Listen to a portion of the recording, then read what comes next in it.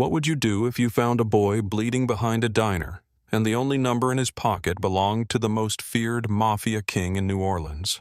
Riley Quinn had just finished another double shift at the Blue Heron.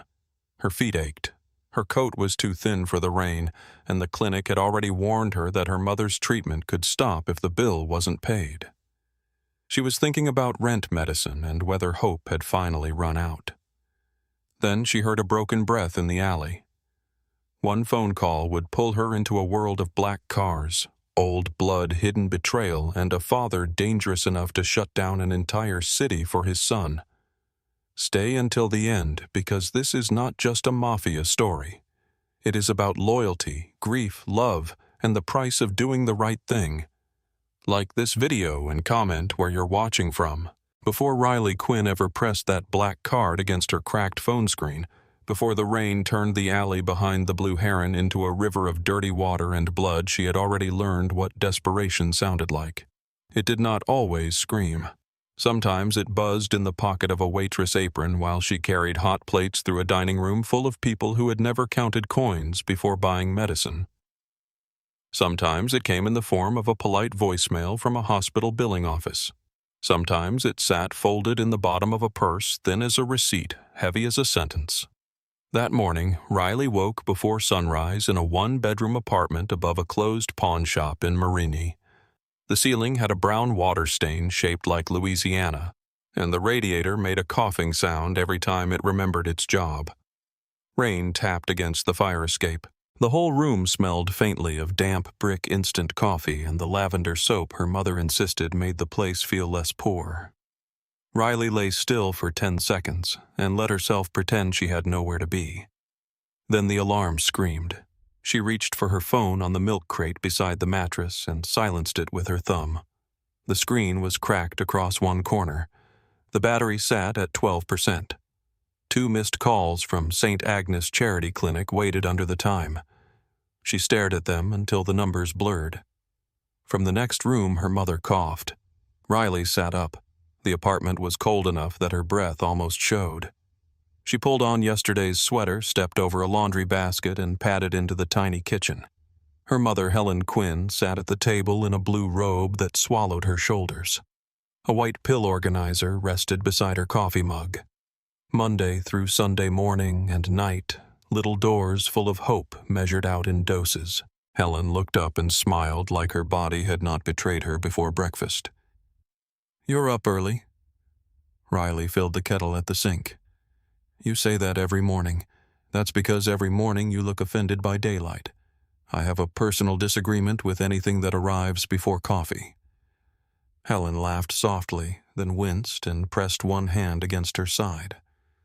Riley pretended not to see the wince because her mother pretended not to feel it. That was their agreement most days. They survived by letting certain lies breathe in the room. "You take the nausea pill yet?" Riley asked.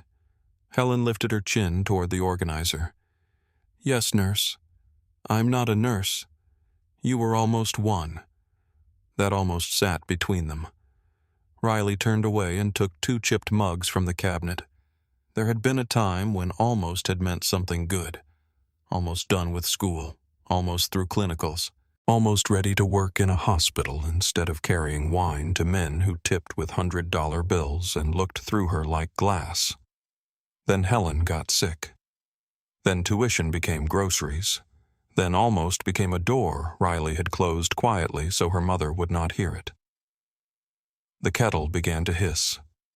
Helen watched her daughter's back. The clinic called. Riley poured hot water over instant coffee. "I saw." They left a message. "I saw that too. Baby." Riley set the mug down in front of her. "I'll call them after my shift. You said that yesterday. And yesterday I got home after midnight and my brain was soup." Helen wrapped both hands around the mug for warmth. Her fingers looked thinner than they had last month. Rings that once fit snugly now turned loose at the knuckle. "They want money," Helen said. "They always want money. They might stop the pharmacy approval." Riley opened the refrigerator. A carton of eggs, half an onion, a jar of pickles, and one plastic container of soup stared back at her with the accusation of an empty church. "I'll figure it out." Helen sighed. "You keep saying that like figuring things out does not cost pieces of you." Riley closed the refrigerator. She wanted to say something light, something sharp, something that made the air less heavy. Instead, she looked at her mother, really looked, and the fear inside her rose so fast it nearly took her voice. Helen had once been solid as a brick wall. The kind of woman who could work 8 hours at a laundromat, carry groceries up 4 flights, and still have enough fire left to argue with a landlord over a broken lock. Cancer had not taken her all at once. It had stolen by inches. Wait first, then sleep, then the easy way she used to laugh. Still her eyes remained the same, brown, stubborn, and too good at reading Riley's face. "I have the Blue Heron tonight," Riley said. "Friday crowd. Rain means fewer tourists, but bigger checks from locals. I'll bring something home." Helen gave her a look. "Do not bring me stolen restaurant bread again. It was not stolen. It was abandoned. By who? A table with no respect for carbohydrates." Helen's smile came easier this time. "Your grandmother would haunt you for wasting bread. Then she should be proud of me." Riley drank her coffee standing up because sitting down made her feel like the day could catch her. 10 minutes later, she washed her face in cold water, braided her dark blonde hair, and put on the black dress shirt required by the restaurant. The collar had begun to fray, but only if someone stood too close. No one who mattered stood close to waitresses unless they wanted something. Before leaving, Riley stepped into her mother's room. Helen had moved to the edge of the bed, one hand on the blanket, breathing through whatever pain she refused to name. Riley softened her voice. "I'll stop by the clinic tomorrow before work." Helen looked up. "Do not make promises you have to bleed to keep." "I'm not bleeding. Not where I can see." That one landed. Riley bent and kissed her mother's forehead. The skin was warm.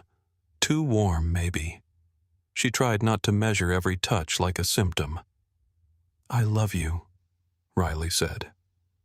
Helen caught her wrist. "Eat today." "I always eat. Coffee is not a food group. It is in Louisiana." "Riley." "I'll eat." Helen let her go, but her fingers lingered for a moment. A mother counting what she still had. Outside New Orleans looked washed and bruised. Rain slid off balcony rails and gathered in uneven streets. The air smelled of wet stone, river mud, chicory coffee, and the faint rot of last night's celebration. A trumpet player under an awning worked through a slow blue melody while commuters hurried past with collars raised. Riley took the streetcar because walking would save money, but cost energy she did not have. She stood near the back, one hand gripping the pole while the city rolled by in shining fragments. Shotgun houses, closed bars, a flower vendor covering buckets with plastic, a man asleep under a church overhang, a woman in pearls stepping over a puddle like poverty might splash up and stain her shoes. Riley caught her reflection in the window. Pale face, tired eyes, hair pulled tight enough to make her look stricter than she felt. 26 years old and already familiar with the kind of exhaustion that did not leave after sleep. Her phone buzzed. St. Agnes Charity Clinic. She let it ring. The Blue Heron sat on a narrow street near the edge of the French Quarter, close enough to hear music but far enough from Bourbon Street that rich people could pretend they were above the noise. From outside it looked warm and old. Blue awnings, brass lamps, painted shutters. A sign with a heron in flight wings lifted as if the bird knew how to leave. Tourists called it charming. Locals knew the back rooms had better stories than the menu. The restaurant belonged to Charles Bellamy, a silver-haired man with soft hands, polished shoes, and a smile that appeared whenever powerful people entered. Mr. Bellamy treated customers like royalty investors, like saints, and staff like furniture that occasionally asked for time off. Riley had worked there for almost 3 years, long enough to know which regulars drank too much and which ones needed to be served without eye contact. Long enough to know Table 7 was kept open on Friday nights whether anyone admitted it or not. Long enough to know the kitchen door stuck in humid weather and the alley behind the restaurant flooded near the dumpsters. Long enough to understand that a man who tipped too much was not always generous. Sometimes he was buying silence. She stepped through the staff entrance at 3:45, shaking rain from her coat. The kitchen hit her with heat-steamed garlic butter and shouted Spanish. Pans clanged. A prep cook diced celery with frightening speed. Someone cursed at a broken freezer. The dishwasher sang off-key over the radio. Carla, the floor manager, stood near the time clock with a clipboard tucked under one arm and irritation already loaded in her mouth. "You're 2 minutes late." Riley looked at the clock. "I'm 14 minutes early. You were supposed to help polish glasses before lineup. No one told me." Carla gave her a smile thin enough to cut paper. "It was on the schedule." "It was not on the schedule when I checked last night." "Then check more often." Riley breathed in, held it, let it go. Anger was expensive. She had rent. "I'll polish glasses," she said. Carla's eyes flicked to Riley's damp coat. "And fix your hair. We are not a diner." Riley glanced toward the dining room where white tablecloths waited under dim gold light and 100 small lies. "Could have fooled me. Diners feed people." Carla stared. Riley smiled sweetly. "I'll fix my hair." By 5:30, the Blue Heron had opened its doors and put on its evening face. Candlelight trembled against mirrored walls. Jazz floated from hidden speakers soft enough to flatter conversation. The bar glowed with amber bottles. Plates left the kitchen bright with cream sauce. Redfish, oysters, charred lemon, and herbs clipped so fine they looked like confetti. The customers came in damp wool coats and expensive perfume. Riley moved among them with water glasses, bread baskets, and the kind of smile that took years to build and seconds to hate. A couple from Baton Rouge complained that their table was too close to the kitchen. A lawyer snapped his fingers for another bourbon. A woman with diamonds at her throat asked if the gumbo was authentic in a voice that made Riley want to say no, ma'am, it was raised by wolves in Connecticut. She said, "It is one of our most requested dishes." At 6:12, her phone buzzed in her apron pocket. She ignored it. At 6:40, it buzzed again. She ignored it again. At 7:15, she stepped into the service hall, pulled it out, and saw another voicemail from the clinic. The wall beside her seemed to move closer. She pressed play. "Miss Quinn, this is Marla from St. Agnes Charity Clinic. We are calling about your mother's medication assistance request. Please contact our office before noon tomorrow to avoid interruption in pharmacy processing." Riley listened once, then again. Then she deleted it. Keeping the message would not make the money appear. The kitchen door swung open. Riley, one of the cooks, called.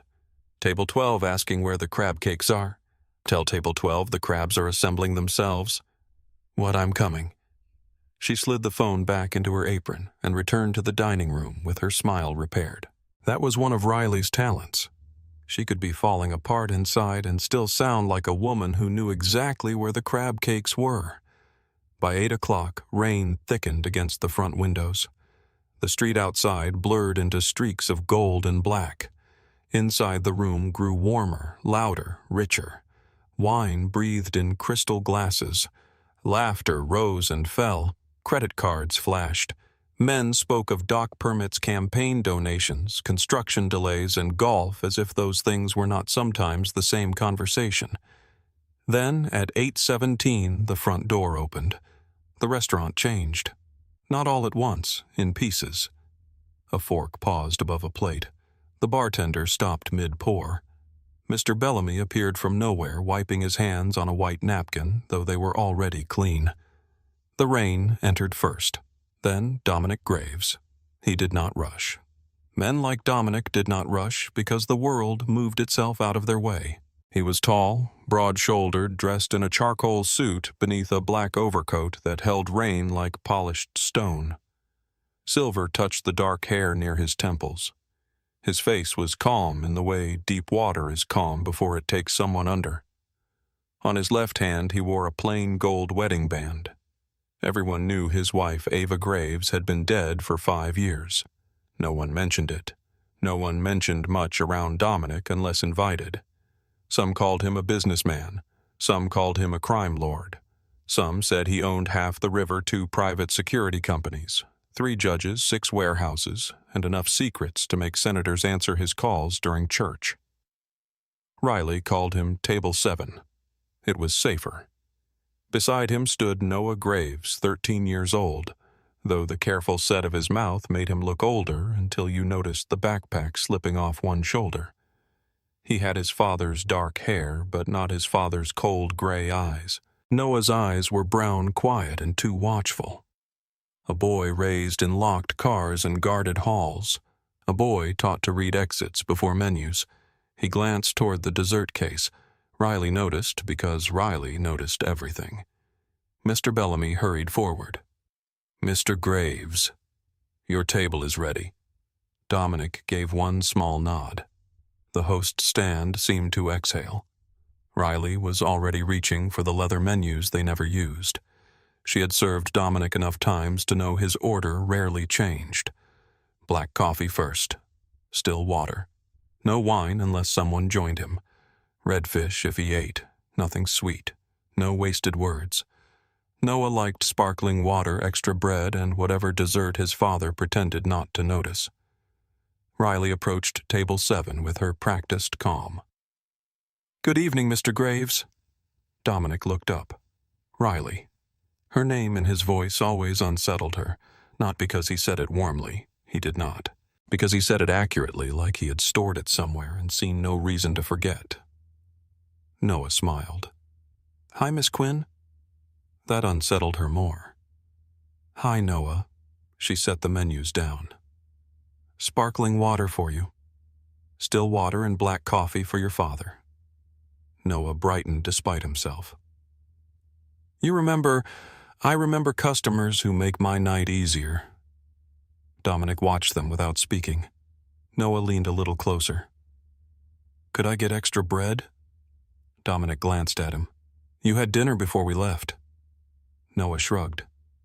"Bread is different." Riley nodded with complete seriousness. "Bread is absolutely different."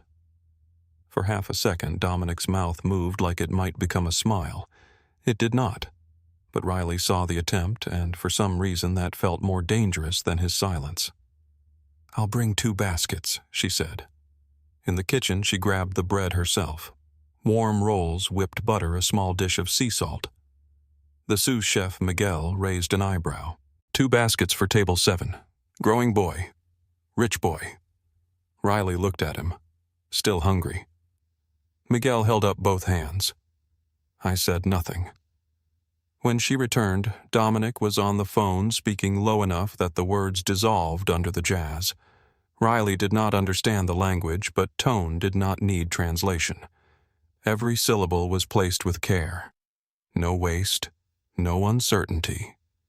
Noah sat across from him pretending not to listen. Riley set the bread down. Noah whispered, "Thank you. You're welcome." Dominic ended the call. For a few minutes, father and son ate in silence. Not comfortable silence. The kind of silence built by people who loved each other but did not know where to put that love without turning it into control. Riley had heard that silence at home sometimes. Hers with Helen was made of fear and unpaid bills. Dominic and Noah's was made of protection grief and too many locked doors. Dominic broke it first. "Luke takes you straight home after dinner." Noah tore a piece of bread in half. "I know, no stops, I know. Homework before bed, I know." Dominic set his coffee down. "Then why do you sound angry?" Noah looked at him. "Because I know." Riley was at the next table refilling wine. She kept her eyes on the glass, but every word reached her. Dominic's voice lowered. "You are protected for a reason. I'm watched for a reason. There is a difference. not from inside. Dominic went still. Noah's cheeks colored, but he did not take it back. I can't even walk to the door without someone behind me. I can't go to a movie. I can't eat pizza with friends unless Luke sits 3 tables away looking like he wants to arrest the pepperoni. At the front entrance, Luke Rourke stood with his hands folded in front of him. Big, bald, quiet, built like a locked gate in a black suit. His eyes moved over the room in steady sweeps. Dominic followed Noah's glance. "You are my son." Noah laughed once. Small, bitter. Too old for him. "No dad. I'm your weakness." Riley almost overfilled the wine glass. Dominic saw. Of course he saw. His eyes flicked toward her, then back to Noah. "You are not weakness." Noah looked down. Then why does everything feel like a cage? Dominic did not answer. Maybe because no answer would not sound like a lie. Riley stepped away before either of them had to remember she existed. At the bar, she found herself gripping the empty tray too hard. Poor children learned early that safety was a luxury. Rich children apparently learned that safety could become a prison. Different sides of the same locked door. At 8:58, the front door opened again. Wesley Callahan walked in smiling. He always entered like the room had been waiting for him and was embarrassed to admit it. Mid-30s. Sandy hair brushed back. Blue eyes that looked friendly until they stopped trying. Tan coat. Tailored suit. A gold watch bright at his wrist. Wesley was one of Dominic's closest men.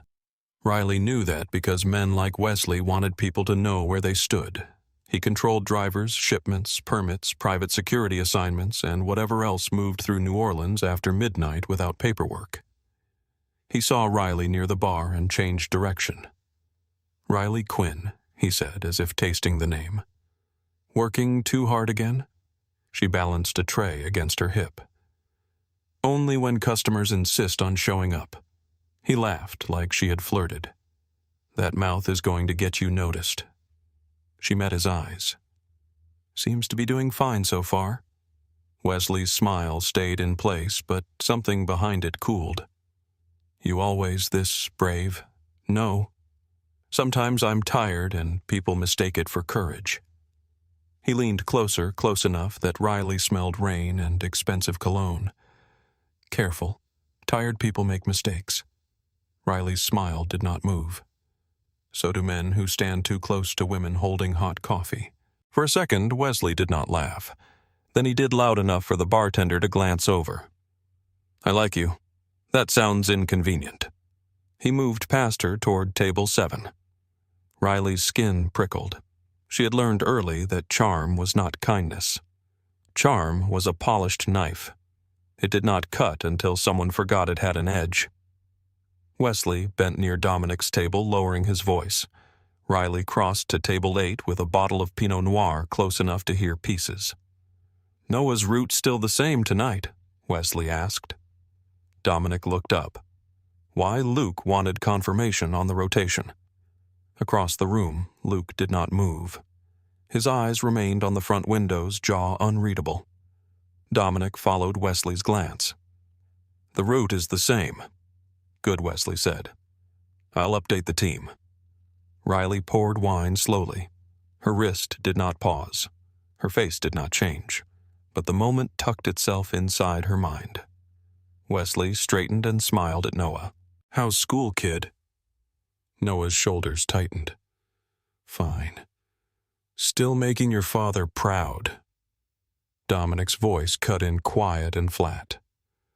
"That's enough." Wesley lifted both hands. "Just being friendly." "No," Dominic said. "You're being familiar." The smile stayed on Wesley's face, but it no longer reached his eyes. "Of course." As he walked away, he passed close to Riley and murmured, "Some families take everything too seriously." Riley did not answer. She watched him disappear toward the back hallway where 2 of Dominic's men stood near the private dining room. At table 7, Noah picked at his food. Dominic noticed. "What nothing?" Noah. The boy put down his fork. You don't have to do that. Do what? Correct everyone who talks to me. He crossed a line. He asked about school. He asked to remind you he has access. Noah's mouth twisted. Everybody has access to me. That's the point, right? Dominic's face stayed controlled, but Riley saw something tighten under the skin. A father struck in a place no bodyguard could protect. Noah looked toward the rain streaking the window. I just wanted one normal night, Dominic said softly. Normal is not always safe. No, Noah said. But safe is not always living. The words settled over the table. Riley felt them in her chest as she walked away. For the next hour, the restaurant carried on as if nothing important had happened. Plates came and went. Candles burned lower. People laughed over wine and signed receipts without looking at the numbers. Riley delivered coffee, cleared forks, smiled through complaints, and counted small mercies. At 9:40, Dominic took another call. Noah stared at the dessert case again. Riley did not ask. She went to the kitchen, found a small dish of bread pudding, added a careful ribbon of caramel sauce, and carried it to table 7. Noah blinked. I didn't order this. Kitchen made an extra.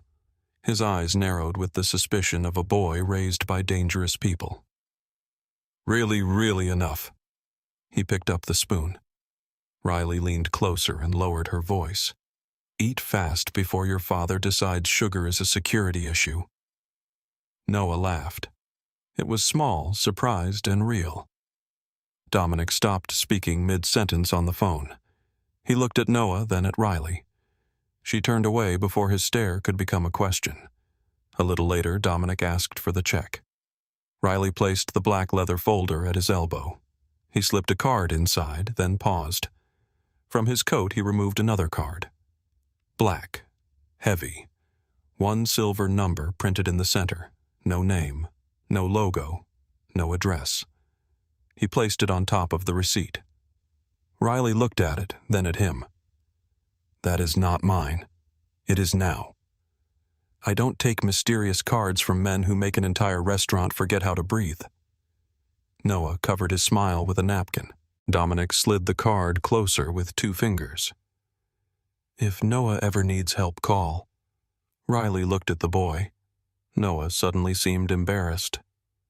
Dad? Dominic did not look away from Riley. I am not part of whatever this is, she said. I know. Then why give it to me? Because people in my world often see what benefits them. Riley waited. Dominic's gray eyes held hers. You see what is wrong. For a moment, she had no answer. The restaurant seemed to dim around them. Candlelight moved over Dominic's face, catching the hard line of his jaw, the silver at his temple. The gold wedding band he wore like grief had become metal. Riley touched the edge of the card. It felt expensive, absurd, dangerous. I have the restaurant number if you need reservations. It is not for reservations. No kidding. Noah whispered, You're making it weird, Dad. Dominic glanced at him. Something warm passed through his face and vanished before anyone else could call it softness. Keep the card, Riley. She picked it up because leaving it on the table felt like refusing a storm. Dominic placed cash inside the folder. More than the bill. Far more. When Riley opened it after he left, her throat tightened. $300. Enough for medicine. Not enough for peace. At the door, Noah paused beside his father and looked back. Thanks for the dessert. Riley nodded. Any time. He hesitated. The rain framed him in the doorway, a rich boy with sad eyes and too many shadows standing behind him. Do you ever get tired of people pretending they're not scared? He asked. The question hit Riley in a place she did not expect. She looked around the dining room. At Mr. Bellamy pretending not to watch Dominic. at customers pretending their voices had not dropped, at herself pretending a clinic voicemail had not carved out the center of her chest. Every night, she said. Noah nodded like he understood too well. Me too. Then he followed Dominic into the rain. For a moment, the restaurant stayed quiet. Then sound returned by inches. A laugh at the bar, a fork against china, the hiss of the espresso machine, someone asking for another bottle as if the world had not just shifted its weight. Riley slipped the black card into the inner pocket of her coat. She told herself she kept it because it was safer than throwing it away. That was not the whole truth. She kept it because Dominic Graves had looked at her like she was useful in a way that had nothing to do with carrying plates. She kept it because Noah had asked a question no child should have known how to ask. She kept it because somewhere deep inside her, in the part poverty had trained to listen for disaster, she knew emergencies never knocked first. The rest of the night dragged. A table of 6 arrived late and stayed longer than kindness allowed. A woman spilled red wine across a white tablecloth and blamed Riley for setting the glass too close to her hand. A man at table 10 touched Riley's wrist when asking for the check, and she pulled away smoothly enough that he could pretend it had not happened. At 11:30, her smile had begun to crack at the edges. In the kitchen, the dishwasher cursed a clogged drain. Miguel wrapped leftovers for staff. Carla stood near the office door counting schedules and punishments. Riley checked her phone. A text from Helen waited on the screen. Do not come tonight if the rain gets worse. I am fine. Love you. Riley stared at the words. Her mother always said she was fine when she was not. She typed back. I'll come tomorrow before work. Got enough for the medication. Love you too. She hovered before sending. The $300 in her pocket made the sentence true. That should have felt like relief. Instead, it felt like standing in borrowed light. At 11:52, Riley clocked out. Her tips came to $62 before Dominic's cash. She folded the small bills into one pocket and the $300 into another separate, as if keeping them apart changed what they meant. Carla intercepted her near the staff hallway. I need you Sunday. Riley stopped. I already work Friday and Saturday, Maria called out. My mother has an appointment Sunday. Carla sighed like illness was poor planning. Can you move it? Riley looked at her. No. Carla's mouth tightened. Fine, but do not complain when your hours get cut next week. There it was, punishment wearing perfume and calling itself policy. Riley wanted to scream. Instead, she nodded once and walked away. In the staff bathroom, she changed out of her apron and put on her thin coat. The lining had torn near the left sleeve. One button did not match. Her hair had loosened around her face and shadows sat beneath her eyes like bruises made by time.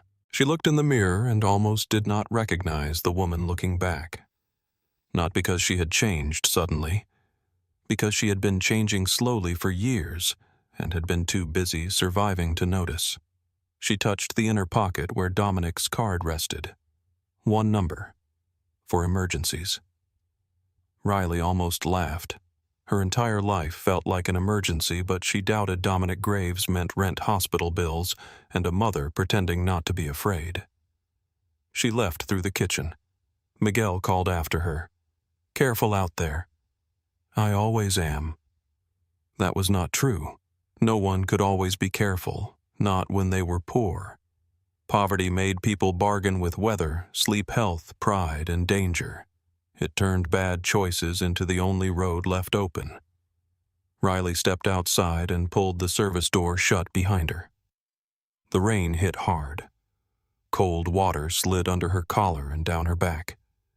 The alley smelled of wet cardboard, old Grease River damp, and cigarette ash. The security light above the door flickered, painting the dumpsters and stacked crates in a tired yellow glow. She could take the main street. It was brighter, safer, longer. The last streetcar came just after midnight. 5 minutes mattered. She tucked her chin down and started through the alley. Her shoes splashed through shallow puddles. Somewhere above, a loose shutter knocked against brick. The city beyond the alley hummed with music and engines and distant laughter, but back here the sound thinned until Riley could hear her own breathing. Halfway down, she stopped. There it was. A sound under the rain. Not a voice. Not quite. A breath. Broken. Human. Riley stood still, one hand tightening around the strap of her purse. Her first instinct told her to keep walking. That instinct had kept her alive in New Orleans. Do not follow strange sounds. Do not look into dark corners. Do not step toward trouble that already has teeth.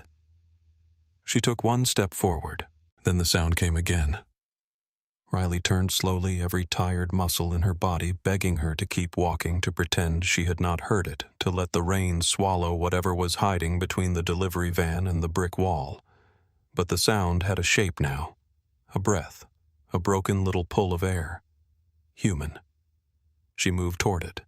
The security light flickered above her, buzzing like a dying insect. For 1 second, the alley went dark. When the light came back, it showed her a polished black shoe half hidden beneath a stack of flattened cardboard. Too small to belong to a man. Too expensive to belong to the alley. Riley stopped breathing. "No," she whispered. She stepped closer, rain sliding down the back of her neck, her shoes sinking into dirty water. The shape beside the van became a body, curled on its side, one arm trapped beneath him. School blazer torn at the shoulder. Dark hair plastered to his forehead, blood at the corner of his mouth thinning pink as the rain washed it across the pavement. Riley dropped to her knees so hard pain shot up both legs. "Hey. Hey, can you hear me?" The boy stirred. His face turned just enough for the weak light to touch him. Riley's heart seemed to stop. Noah Graves opened one swollen eye. For a second he looked through her, lost somewhere between the alley and whatever nightmare had brought him there. Then his fingers moved against the wet pavement. "Riley?" He breathed. Her body wanted to freeze. Her mind did not let it. "Noah, listen to me. Don't move." She forced her hands to work. 2 semesters of nursing school came back in pieces, sharp and urgent. Airway, breathing, circulation, keep the patient still, keep them warm, check for bleeding, stay calm even if calm was a lie. She slipped 2 fingers to the side of his neck. A pulse. Fast, but there. "Okay," she whispered. "Okay, you're still with me." Noah's breathing was shallow. Each inhale looked like a negotiation. Rain collected on his eyelashes. His left cheek had swollen badly, one eye nearly closed. There was a cut above his brow, another split near his lip. His blazer was dark near the ribs, but in the yellow light and rain, Riley could not tell how much was water and how much was blood. She wanted to scream for help. She wanted to run back inside. She wanted to be anywhere else. Instead, she pulled her purse from her shoulder and slid it under his head as gently as she could. Noah winced. "I'm sorry," she said quickly. "I'm sorry." "I know." His fingers clawed weakly at her wrist. "Dad." "I know. Tell him." The black card. Riley's hand flew to the inside pocket of her coat. Her fingers were numb, clumsy, slick with rain. She dug through the torn lining, through old receipts, and a peppermint wrapper, through the panic rising like floodwater in her chest. For 1 terrible second, she felt nothing. No. Then her fingertips hit the hard edge. She pulled out the card. Black. Heavy. Silver number gleaming under the alley light. For emergencies. Her cracked phone nearly slipped from her hand as she dragged it out. Rain dotted the screen. She wiped it against her sleeve, smearing water and blood across the glass, then dialed. 1 ring, 2. The line connected. A man answered with 1 word. Speak. No greeting, no question. Just that voice, low and controlled like a door locking from the inside. Riley swallowed. Mr. Graves. Silence moved across the line. This is Riley Quinn, from the Blue Heron. I know who you are. The certainty of it should have frightened her. It did, but not enough. She looked down at Noah. His chest rose too carefully.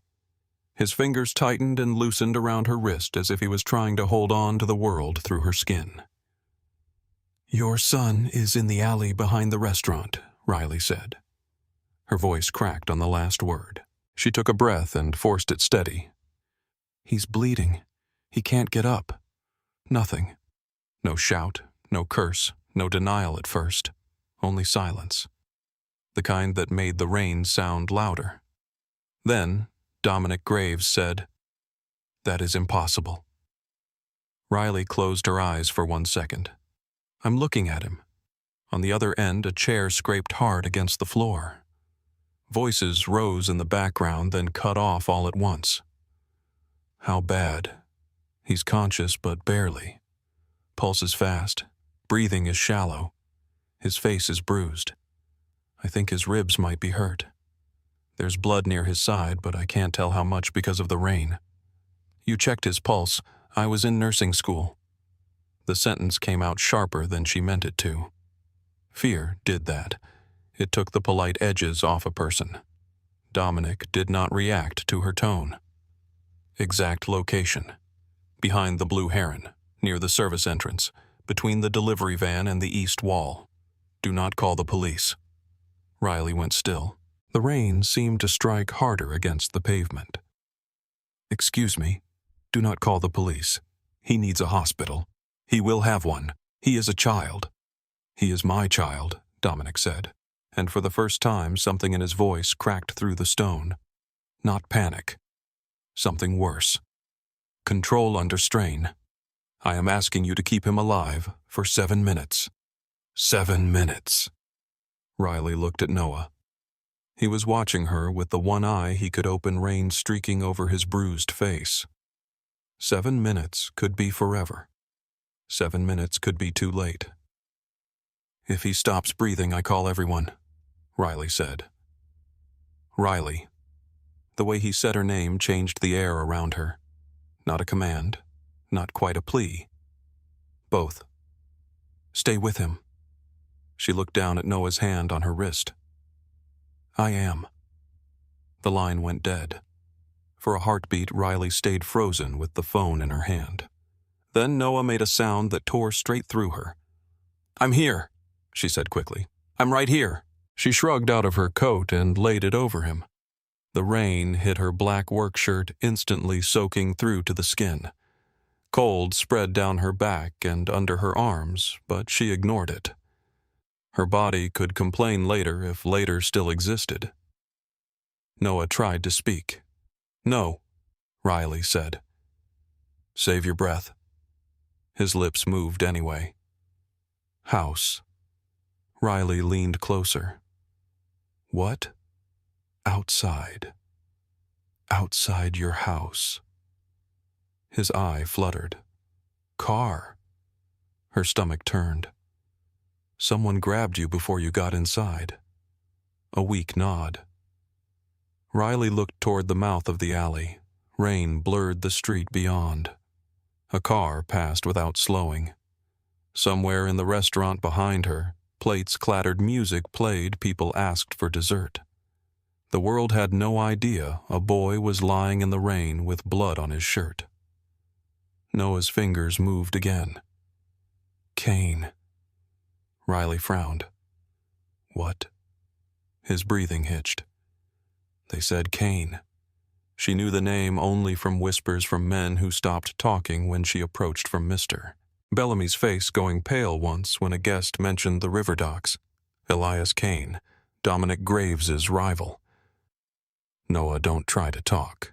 He swallowed painfully. Tattoo. What tattoo? His words faded into rain. Black flower. A sound rolled into the alley. Engines. Not one. Several. Riley lifted her head. Headlights cut through the rain, white and sudden. 3 black SUVs entered the alley with terrifying precision. One blocked the far end. One stopped near the service entrance. The third sealed the street behind her. Doors opened before the vehicles fully settled. Men stepped out in dark coats. They moved fast, but not frantic. One scanned the roofline.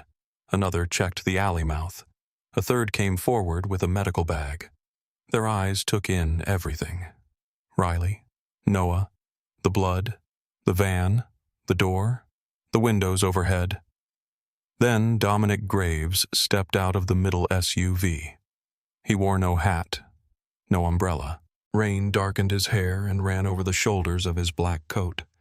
His face was carved from restraint, every feature held still by force, but his eyes gave him away. They went to Noah first, then to Riley's coat over Noah's body, then to Riley herself kneeling in the rain with her thin shirt soaked through and his son's hand still wrapped around her wrist. Dominic crossed the alley in long strides and dropped to one knee beside Noah. Noah! The boy's face changed at the sound of his father's voice. Pain stayed. Fear loosened. Dad. Dominic touched Noah's jaw with 2 fingers so gently Riley almost had to look away. I'm here. The medic knelt opposite Riley. Miss, I need space. Riley shifted back, but not far. Her eyes stayed on Noah's chest. He was conscious when I found him, she said. Pulse stayed fast but steady. He said they took him outside the house. He mentioned a car cane and a black flower tattoo. Dominic's eyes snapped to her. Say that again. Noah said they grabbed him outside the house. He said they mentioned Cain. He said one had a black flower tattoo. Noah stirred. Dad. Dominic leaned close. Do not force it. Breathe. They knew Noah whispered. Dominic went very still. What did they know Noah's good eye found his father? Where I'd be. The words landed harder than thunder. Riley felt every man in the alley absorb them. The medic looked at Dominic. We need to move him. Dominic nodded once. 2 men brought a stretcher from the SUV. They worked carefully, professionally, but when they lifted Noah, he cried out. It was a small sound, broken by pain, and Dominic's face changed so violently the whole alley seemed to hold its breath. Riley rose too fast. Her knees had gone numb. The brick wall caught her shoulder before she fell. Dominic saw it. Of course he saw it. You're freezing. I'm fine.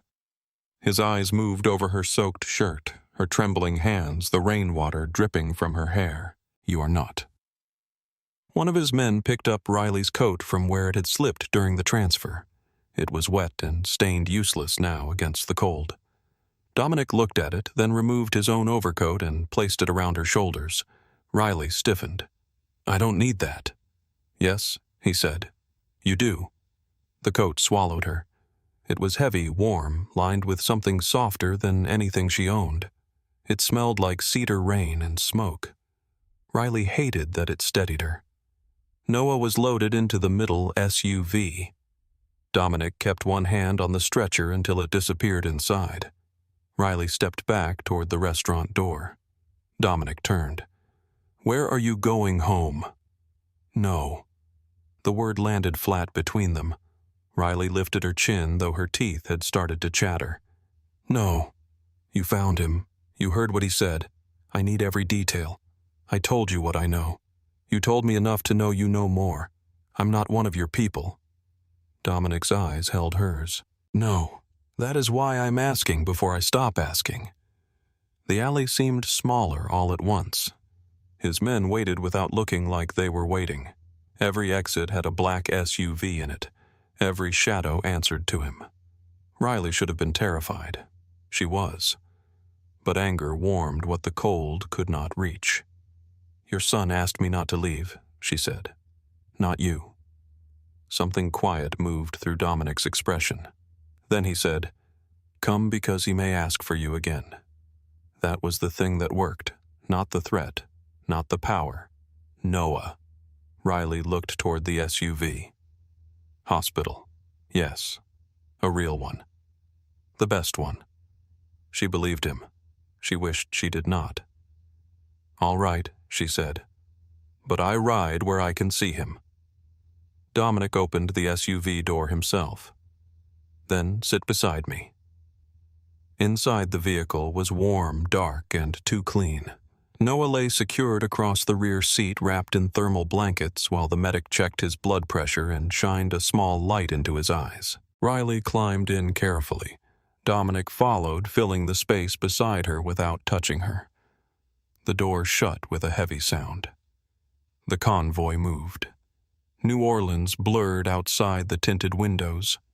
Rain smeared neon into long ribbons of red, blue, and gold.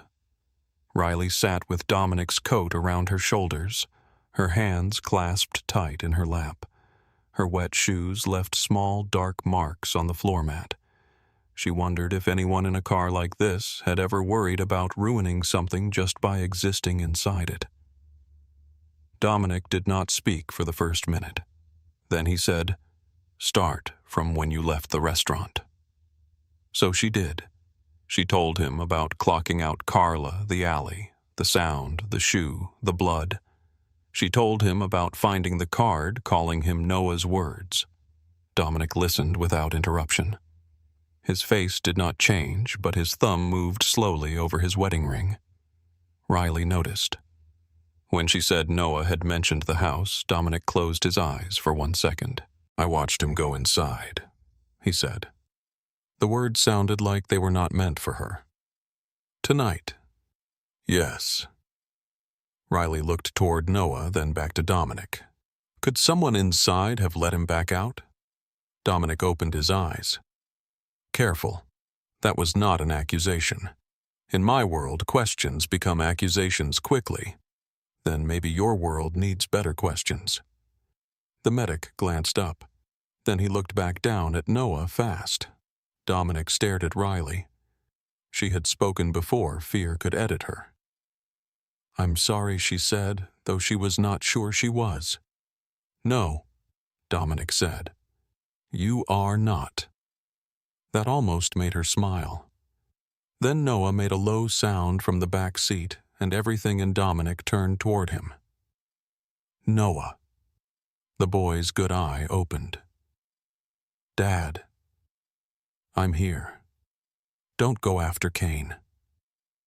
The SUV went silent. Riley looked between them. Dominic leaned closer. "Why would you say that?" "They said his name." "Who masks?" "3. The medic said. "He needs to rest." Dominic's voice stayed controlled with terrifying effort. "What else did you see?" Noah swallowed. "Wrist." Dominic's gaze sharpened. What was on the wrist? Noah's voice thinned. "Black magnolia." The warmth seemed to leave the car. No one spoke. Even the medic stopped moving for a beat too long. Riley looked at Dominic. "What does that mean?" He did not answer at first. His eyes were fixed on his son, but whatever he saw was somewhere far beyond the SUV. Finally, he said, "It means someone I trusted put his hands on my child." The words were quiet. That made them worse. St. Aurelia Medical Center appeared ahead, its glass entrance shining through the rain. The convoy did not stop at the public emergency doors. It turned down a private lane beside the hospital past a security gate that opened before they reached it. 2 doctors and 3 nurses waited beneath a covered entrance. No one asked for insurance. No one asked for identification. No one asked why a bleeding child had arrived with armed men in black SUVs. They already knew not to ask. The rear door opened. Noah was lifted out. Dominic followed with one hand on the stretcher. Riley stepped out after them, still wrapped in his coat. Her legs nearly buckled when the hospital heat hit her. A nurse reached for her elbow. "Are you injured?" Riley looked down at the blood on her sleeve. "No, it's his." The nurse's eyes moved to the coat, then away. "This way." They moved fast through a private corridor. The floor shone under soft lights. The walls held framed paintings of the river. It did not smell like St. Agnes. There was no sour coffee, no crowded waiting room, no baby crying under fluorescent lights, no television bolted to the wall. It smelled like antiseptic and money. A doctor stopped Dominic outside a trauma room. "Mr. Graves, we need space." Dominic looked at him. The doctor held his ground, but barely. Riley stepped beside Dominic before she could think better of it. "Let them work." Every man in the hall looked at her like she had touched a live wire. Dominic turned his head slowly. Riley held his gaze. "If you scare them, they'll still treat him.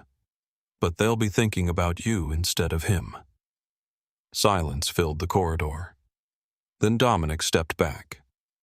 The doctor disappeared through the doors with Noah. They closed. Dominic remained standing, eyes fixed on the metal handle as if he could force the room to surrender answers. Rainwater dripped from his hair onto the polished floor. His sleeves were wet. His face was empty of everything except the effort not to break.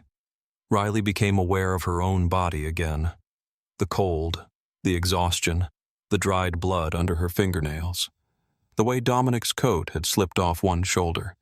She pulled it tighter without meaning to. A man approached. Luke Rourke, the head of security from the restaurant, rain beating on his shaved head. "House team is locked down," Luke said. "Jonah is pulling street cameras. No police radio chatter yet." Dominic said, "Keep it that way." Riley looked at him. "You really are not calling the police?" Dominic did not look away from the trauma room doors. "No. Because you do not trust them. Because I know them." She had no answer for that. A nurse guided Riley and Dominic into a private consultation room. Coffee appeared.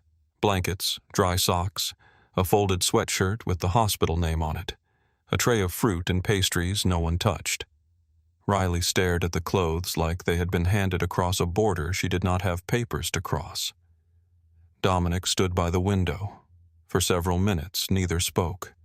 Then he said, "Why did you stay?" Riley looked up. "You already asked me that." "I am asking again." She studied him. At the restaurant, Dominic Graves had seemed like a man surrounded by invisible walls. Here, under hospital lights, those walls were still there, but one had cracked enough for grief to show through. "He was a kid in the rain," she said. "That was enough." "No." Riley frowned.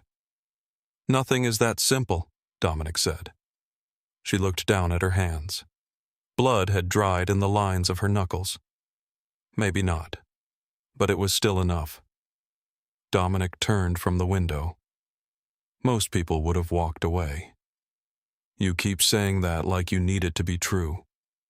His eyes narrowed. "Why would I need that?"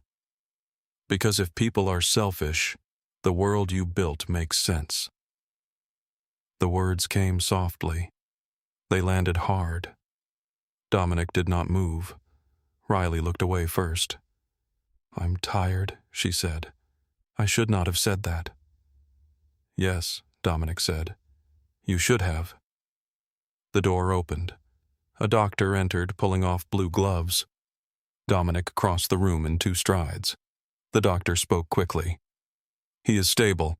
Concussion, bruised ribs, facial trauma, minor lacerations. No internal bleeding on initial imaging. We are monitoring for swelling, but he is awake intermittently and responding." Dominic's shoulders lowered by the smallest fraction. Riley felt her own breath return. "Can I see him?" Dominic asked. "Yes, briefly. Keep him calm." Dominic looked at Riley. The doctor followed his gaze. "He asked for her too," the doctor said. Riley blinked. Dominic's expression softened so quickly she almost missed it. "You stayed," he said. Noah's room was dim. Machines glowed beside the bed, blue and green against the darkness. His face looked worse under clean light, every bruise honest now, every cut washed and dressed. He seemed smaller against the white sheets. Dominic went to one side of the bed. Riley stood at the other, unsure what to do with her hands. Noah's good eye opened. "There she is," he whispered. Riley tried to smile. "Try not to sound so surprised." His mouth twitched. Dominic leaned over him. "Tell me only what you can." Fear returned to Noah's face. "They grabbed me outside before I got to the door.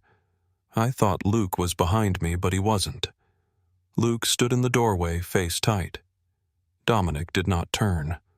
Noah swallowed. They put me in a car. One kept saying Kane wanted you to know. Another told him to shut up." Dominic's hand rested lightly on Noah's shoulder. And the magnolia, Noah, closed his eye. When he held me down, his sleeve moved. I saw it. Dominic bent and kissed his son's forehead. "Sleep." Noah's fingers weakly caught his sleeve. "Dad, I am right here. Don't kill the wrong man." The room went silent. Dominic looked at his son for a long moment. Then he said, "I won't." Riley believed he meant it. She also believed someone in New Orleans had just run out of time.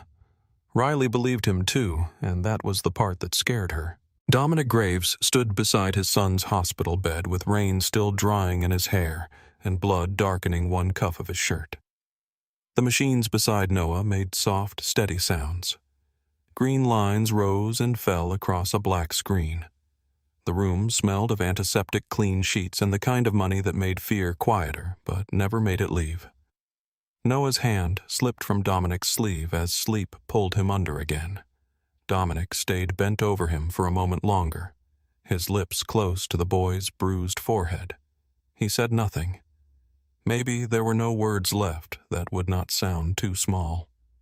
Riley stood on the other side of the bed, wrapped in Dominic's coat, her wet clothes clinging beneath it. She looked at Noah's face and tried not to remember the alley. The rain. His blood under her fingernails. The way his voice had broken around the word Dad.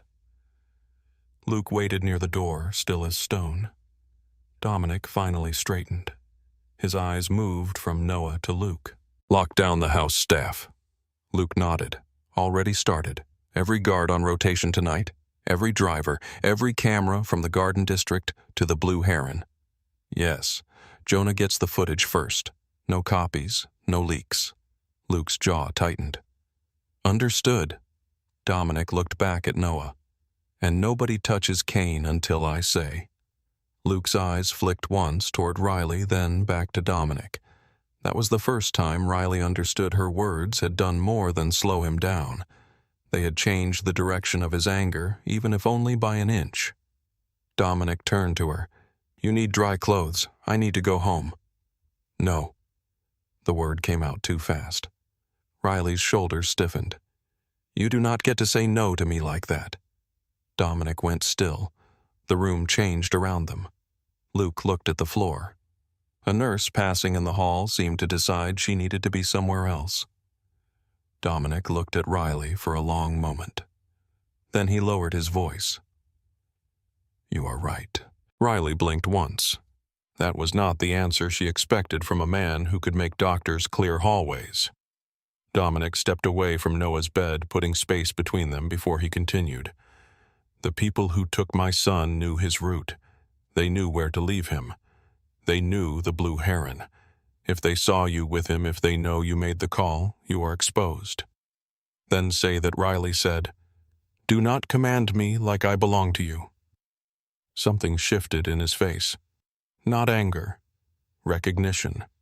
"You do not belong to me." "No, I do not. I am asking you to let my people take you somewhere secure until I know who did this." Riley folded her arms beneath his coat. "Somewhere secure." "Yes. That sounds like a cage with better furniture." Dominic's mouth almost moved. "It has a door. Does it open from the inside?" "Yes." "With guards outside, yes. So a cage with manners." Luke made a sound that might have been a cough if anyone in the room believed him. Dominic did not look away from her. A cage is meant to keep a person in. This is meant to keep danger out. Riley thought of her mother alone in the apartment above the pawn shop. The pill organizer on the table, the clinic voicemail, the rent notice under the sugar jar. I need to see my mother. Where is she? Riley's chin lifted. Saint Agnes. Dominic's eyes changed. Just a little. Enough. Why? Because that is where sick people go when they do not have your last name. The words were sharper than she meant them to be. Dominic absorbed them without flinching. Luke can take you there first. No. Riley, if men in black coats follow me into my mother's clinic, she will think I am dead or married into a cult. This time Dominic did smile, but only for a second. It changed him in a way Riley did not want to notice. Call her, he said. Riley wanted to argue. Her body refused. The adrenaline that had carried her through the alley and the hospital had started to drain, leaving behind cold hunger and a tremor she could no longer hide. A nurse led her to the consultation room and handed her a hospital sweatshirt and dry socks. Riley changed in a private bathroom, leaving her blood-stained blouse in a plastic bag she did not want to look at. When she came out, Dominic stood in the hallway with his back to the door, giving her privacy, even though every instinct in him seemed built to collect information. She called Helen. Her mother answered on the fourth ring, voice thin with sleep. Baby Riley closed her eyes. Hi, Mom. What happened? Of course. Helen heard it. Mothers could hear blood in silence. Nothing. Long night at work. The rain got bad. Riley Quinn. I am safe. That is not the same as fine. Riley pressed her fist against her mouth and breathed through the ache in her throat. Through the narrow window in the door, she could see Dominic standing in the hall. He did not turn. He did not listen openly. Somehow, that made him seem more dangerous, not less. I may not come by this morning, Riley said. I need to sleep a little. Helen was quiet. Did you eat? Riley almost laughed. No. Then eat before you make bad decisions. Too late, Riley thought. I love you, Mom. I love you too. Call me when you get home. Riley said she would, though she no longer knew where home was supposed to be. By dawn, New Orleans looked innocent. Luke drove her through streets washed clean by rain. Shopkeepers lifted metal gates. A man in a Saints hoodie hosed down the sidewalk in front of a bar. A woman carried flowers wrapped in brown paper. The city had already begun pretending the night had not happened. The apartment was near the river on the top floor of a brick building without a sign. Cameras watched from under the balcony. The lobby smelled of lemon oil and old wood. Luke handed Riley a key card and a phone. Mr. Graves said to use this one. Of course he did. Luke did not react. Inside the apartment was warm, silent, and too clean. Tall windows looked out toward the Mississippi where morning light moved over dark water. The kitchen held fresh breadfruit eggs, soup in glass containers, coffee, and enough food to make Riley stand still. On the chair in the bedroom lay folded clothes in her size, jeans, sweaters, thick socks, a long black coat. Kindness, Riley thought, could be invasive when rich men arranged it without asking. Then she saw the envelope on the counter. Cash. Her exhaustion flashed into anger so fast it steadied her. She picked up the envelope, opened a drawer, shoved it inside, and slammed it shut. The phone rang before she took off her shoes. She answered without greeting. Dominic's voice came through low and rough with fatigue. You arrived? Yes. Good. You left money. A pause. I thought you might need it. I do. That is what makes it insulting. Silence stretched. Then Dominic said, I apologize. Riley leaned against the counter. You do that more than I expected. Apologize. Surprise me. My wife used to say I only knew 3 ways to help. Money men and threats. Riley looked out at the river. Was she wrong? No. The honesty disarmed her more than an excuse would have. "What was her name?" Riley asked before she could stop herself. The silence changed. It became older. "Ava." Riley heard the wound in the name. "I am sorry." Dominic breathed once. "She died 5 years ago." Riley did not say anything. Sometimes sympathy was just another noise people made because silence embarrassed them.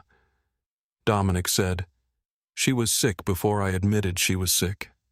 I had doctor's money access, and still I kept thinking there would be time." Riley closed her eyes. Helen's face rose in her mind, pale and stubborn over a chipped coffee mug. Dominic's voice lowered. "Who are you losing, Riley?" She should have lied.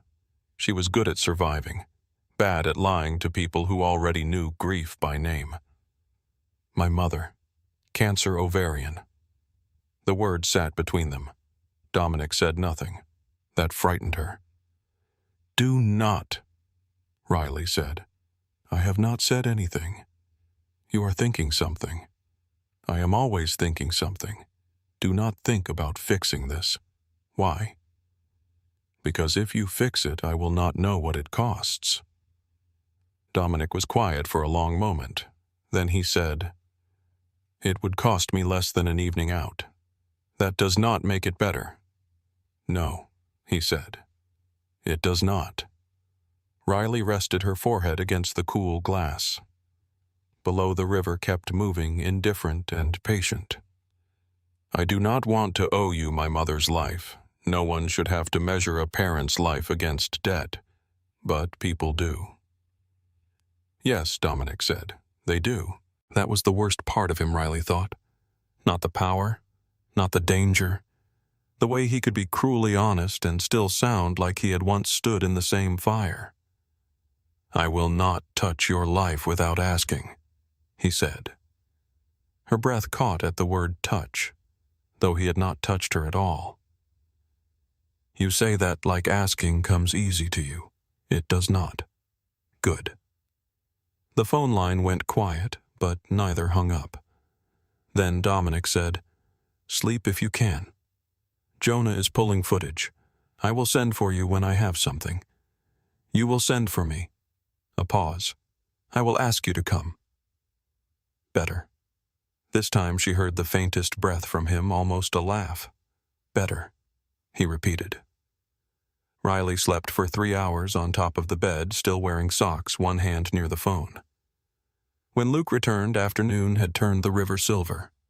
He drove her to a narrow building near the docks where rainwater dripped from rusted gutters, and every window looked black from the outside. Upstairs, the room was full of monitors. Maps of New Orleans covered one wall. The Garden District, the French Quarter, river access roads, private camera grids, routes marked in colored lines. Jonah Price sat at the main desk, thin and sharp-faced, wearing wire-framed glasses and a hoodie under an expensive jacket. He looked like a graduate student until his fingers touched the keyboard. Then he looked like a man who could erase a person from 4 systems before finishing his coffee. Dominic stood behind him. His shirt sleeves were rolled up. He had shaved. He still looked like he had not slept. Riley stopped just inside the room. Dominic looked at her. "You can leave at any time." "I know." "Do you?" "No," she said. But I liked hearing it. Something moved through his eyes. Then he nodded to Jonah. "Show her." The first camera showed the street outside the Graves mansion in the Garden District. The image was grainy, taken from across the road. Gas lamps glowed behind iron fencing. Rain blurred the edges. Noah appeared near the gate backpack over one shoulder, head ducked against the weather. Riley's throat tightened. He looked so small. A black sedan rolled forward with its lights off. The door opened. 3 masked men moved fast. One covered Noah's mouth. One caught his arms. The third opened the rear door. Noah fought. Riley had expected him to freeze. He did not. He kicked backward, twisted, drove an elbow into one attacker's ribs. The movement was brave and useless and heartbreaking. They forced him into the car. The sedan pulled away. Dominic did not move. Riley felt the rage coming off him anyway, like heat from a closed furnace. The second camera showed the alley behind the Blue Heron. 17 minutes later, the sedan arrived. The men carried Noah out. Not dragged. Carried. Efficient. Controlled. One lowered him beside the wall. Another checked the alley. The third crouched near him. His sleeve slipped back. Jonah froze the image. On the man's wrist, black ink curved against pale skin. A magnolia flower. Not soft. Not pretty. The petals were sharp, dark, and open like a secret cut into the body. Luke said, "Only 11 men wear that." Riley stepped closer to the screen. Could someone copy it? They could copy the shape, Luke said. Not the placement. Not the inner line work. Not the scar through the stem. Dominic's voice came from behind her. "That mark is done by one artist." "Your artist," Riley said. "Yes." She kept looking at the frozen frame. Something bothered her. Not the tattoo, not only that. "Play it again." Jonah glanced at Dominic. Dominic said, "Do it." The footage moved. The men carried Noah, lowered him, checked the alley. "Stop," Riley said. The frame froze. "Back a little," Jonah rewound. "There." Riley leaned in. "They did not dump him." Luke frowned. "What?" "They placed him." No one spoke. Riley pointed at the screen. "Look at his body. On his side, his airway clear. Close enough to the service door that someone leaving late could hear him. Not near the street where a stranger might call police first. Not hidden so well he would die before morning." Dominic stared at the image. Riley continued, her voice quieter now. "They hurt him. Badly. But they left him to be found. Late enough for fear. Soon enough for survival." Jonah leaned back. "Message delivery." Riley nodded. "Not murder." Dominic's face hardened with each word. Luke said, "Professionals." "No," Riley said. They looked at her. "Employees." The word hung in the room. Dominic turned fully toward her. Riley swallowed but kept going. "If Elias Kane wanted you to blame him, why let Noah hear his name? Why show your own mark so clearly? Why leave clues? A hurt child could remember." Jonah's fingers moved over the keyboard, already chasing the thought. Riley looked at Dominic. "Someone wanted your first thought to be Kane. Maybe because once you moved against him, you would stop looking at your own people." The room went still. Dominic's gaze stayed on her for several seconds. Then he said, "Jonah." Already checking access logs. The keyboard clicked fast. Luke folded his arms, jaw set. Dominic looked at the frozen tattoo again. "Pull Wesley Callahan's access." Luke turned his head. "Wesley." He asked about Noah's route at dinner. Riley felt cold move through her. You noticed that Dominic's eyes met hers. "I noticed you noticing it." Jonah's screen filled with names, timestamps, entry logs. "There," Jonah said. "Wesley opened the root file at 7-Eleven last night." Luke swore under his breath. Dominic's expression remained calm. Too calm. Who else? Jonah kept typing. Mason Briggs opened the same file 23 minutes later. Luke went very still. Riley looked from one man to the other. "Mason wears the black magnolia," Dominic said, on his right wrist. "Same wrist as the footage." The room seemed to narrow. Dominic reached for his coat from the back of a chair. Riley stepped into his path before fear could stop her. "Do not go in angry." His eyes lowered to hers. "They touched my son. I know. They used my mark. I know. They made him afraid in his own home. And that is exactly why they chose him," Riley said. "They wanted the father to move before the king could think." Dominic stared at her. For a moment she saw it all crossing his face. Rage, grief, shame, the terrible need to make pain answer to pain. Then he put his coat on slowly. I am meeting Cain first. Luke looked at him sharply. Dominic did not look away from Riley. You told me to ask before I accuse. Riley let out a breath she had not realized she was holding. Dominic walked toward the door. At the threshold, he paused. Listen to the feed. Riley blinked. Me? Yes. Why? Because you hear what men try not to say. Then he was gone. Jonah opened a secure audio channel 20 minutes later. The room filled with the sound of glass being set on wood and rain tapping against high windows. Elias Cain's voice came first, older smooth, touched with old New Orleans and old money. Dominic Graves in my club before supper. Either I am dying, or you are angry. Dominic answered. My son was taken last night. A pause. The humor vanished from Cain's voice. He alive? Yes. Good. You sound sincere. I am many things. Careless with children is not one of them. Dominic said, My son heard your name during the attack. Cain exhaled. Convenient. One attacker wore my black magnolia. That is even more convenient. Tell me you did not order it. I did not order it. No delay, no performance. Riley leaned closer to the speaker. Dominic said, Tell me why I should believe you. Cain laughed once without warmth. Because if I wanted to hurt you, I would hit your money. Blood makes men stupid. Money makes them negotiate. Dominic said nothing. Cain continued. I have grandsons. You sent a gift when Thomas was born. Do not insult me by suggesting I would put a boy in the rain to make a business point. Riley closed her eyes. He was telling the truth.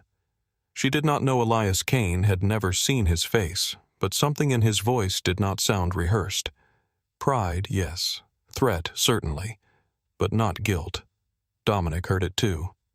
Someone wants me looking at you, he said. Then disappoint him. Who benefits if I do not? Cain took his time answering. A man who needs war to become important. Peace rewards kings. War rewards the men who move things when everyone else is afraid. Jonah was already typing. Movement, routes, drivers, warehouses. Wesley. The feed ended several minutes later. The room stayed quiet. Jonah leaned back in his chair. Well, Riley looked at the frozen image on the monitor. The black magnolia on the attacker's wrist seemed darker now. Dominic returned after sunset. He came into the room without his men speaking first. Rain clung to his coat. His face looked carved down to the bone with fatigue, but his eyes were clear. Riley stood. You believed him? Dominic nodded once. I believed what mattered. And Wesley summoned tomorrow night, where Dominic's gaze moved to the map of the French Quarter. The Blue Heron. Riley looked at him. The restaurant where Noah had smiled over stolen dessert. The restaurant where Wesley had asked about the route. The restaurant whose alley still held the shape of what had happened. Dominic said, All 11 men who wear the black magnolia will be there. Riley's pulse quickened. Dominic stepped closer, stopping just outside her space. I will ask you once. Come if you choose. Stay away if you choose. Riley looked at the monitors at Noah's frozen image at the mark on the wrist of a man who had carried a child like a message. Then she looked back at Dominic. I will come. His eyes held hers. Why Riley thought of the alley, of Helen, of Noah's hand gripping her wrist in the rain. Because Wesley looked at me like I was invisible. Dominic's voice softened. You are not. The words landed too gently for the room they were in. Riley looked away first. Outside, the river moved dark beyond the docks, and somewhere in the city, men with black flowers inked into their skin began answering calls they did not dare ignore. The Blue Heron looked different without customers. No candles, no clatter of silverware, no soft jazz trying to make expensive sins feel elegant. The dining room sat in a low amber glow, polished and empty, with rain sliding down the front windows like the city itself was trying to wash something away. Riley entered through the kitchen door just after 8. She had expected the place to smell like butter wine and old wood. Instead, it smelled like bleach, extinguished candles, and tension. Miguel was not at the stove. Carla was not at the host stand. Mr. Bellamy was nowhere to be seen. Every chair had been pushed in. Every glass had been turned upside down on the bar. The restaurant was dressed for silence. Luke walked beside her close enough to protect, far enough not to crowd. Riley appreciated that. She was learning the small differences between control and care. With Dominic, those differences mattered. With men like him, they could become the whole story. In the private dining room, Dominic Graves stood at the head of the long table. His suit jacket was gone. His sleeves were rolled to the forearms. The black ink of no tattoo marked his skin. He did not need one. Every man who carried the black magnolia did so because of him. Jonah sat near the far wall with his laptop open and 3 monitors arranged before him. Camera footage waited on one screen. Phone data scrolled across another.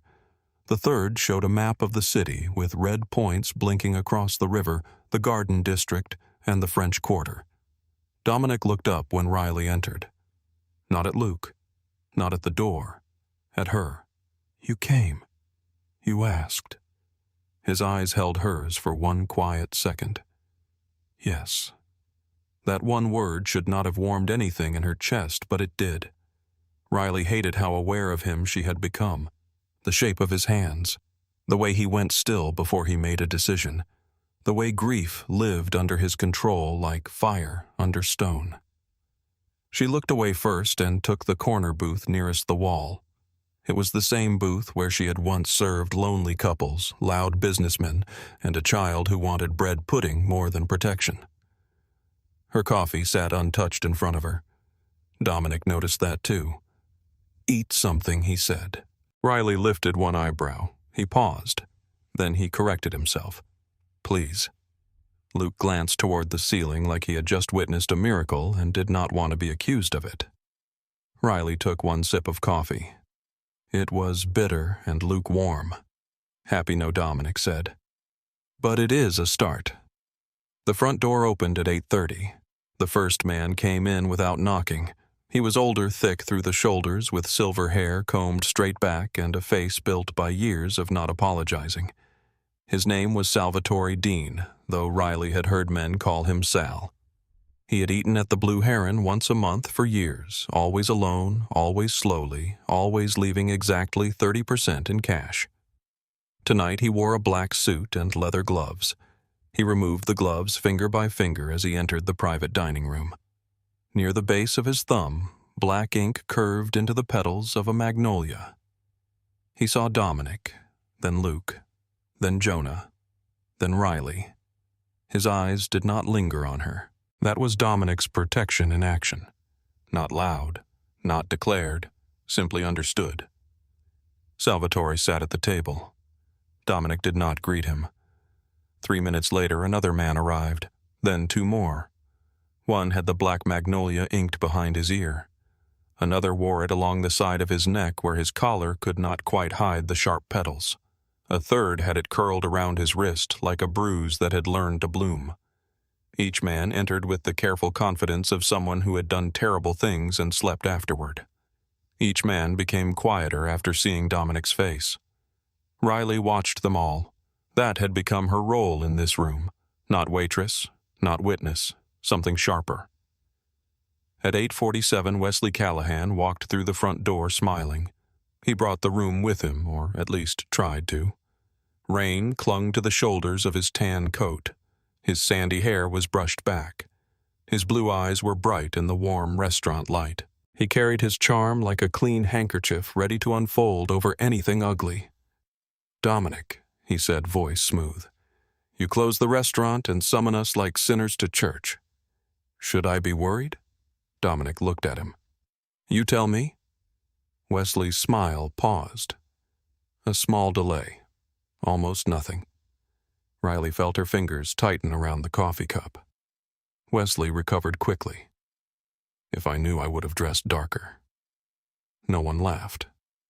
His gaze drifted toward Riley in the corner booth. There was recognition there. Not surprise, not exactly. Calculation. Miss Quinn, he said. Still working late? Riley met his eyes, still standing too close to trouble. His smile sharpened. I guess we both have habits. Dominic's voice cut clean through the air. Sit down, Wesley. Wesley turned back to him. For one breath, the mask slipped. Not enough for everyone. Enough for Riley. He removed his coat and laid it over the back of a chair himself. He sat 2 seats from Dominic's right side, close enough to suggest trust, far enough to avoid a hand on his shoulder. Riley noticed that too. The last man came in late. Mason Briggs. He entered with his collar turned up and rain shining on the dark fabric of his suit. He was lean hard, maybe 35, with a pale scar pulling at the corner of his mouth. His eyes moved too quickly around the room. Dominic, Luke, Jonah, the men at the table, Riley. His gaze stuck on her for less than a second too long. Dominic saw it. Sit down, Mason. Mason looked back at him. Traffic was bad. The city is not that big. Mason gave a thin smile. Still manages to be inconvenient. He sat at the far end of the table across from Wesley. His right wrist rested near the edge. The black magnolia curled there. Same wrist, same placement. Riley remembered the frozen footage, the sleeve riding up, the black petals under the alley light, Noah's small voice saying one word through pain. Magnolia. The room settled. No one asked why they were there. Men like these did not ask questions in rooms where the answer might bleed. Dominic let them sit in the silence. He did not pace. He did not raise his voice. He simply stood at the head of the table with one hand resting on the back of a chair. Jonah dimmed the lights. The screen on the wall came alive.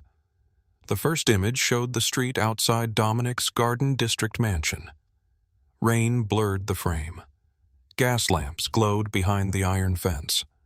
Noah appeared beneath the stone entrance backpack over one shoulder, head down against the weather. The room shifted. A few men looked away. Not many. On the screen, the black sedan rolled forward. The doors opened. 3 masked men moved fast. One covered Noah's mouth. One caught his arms.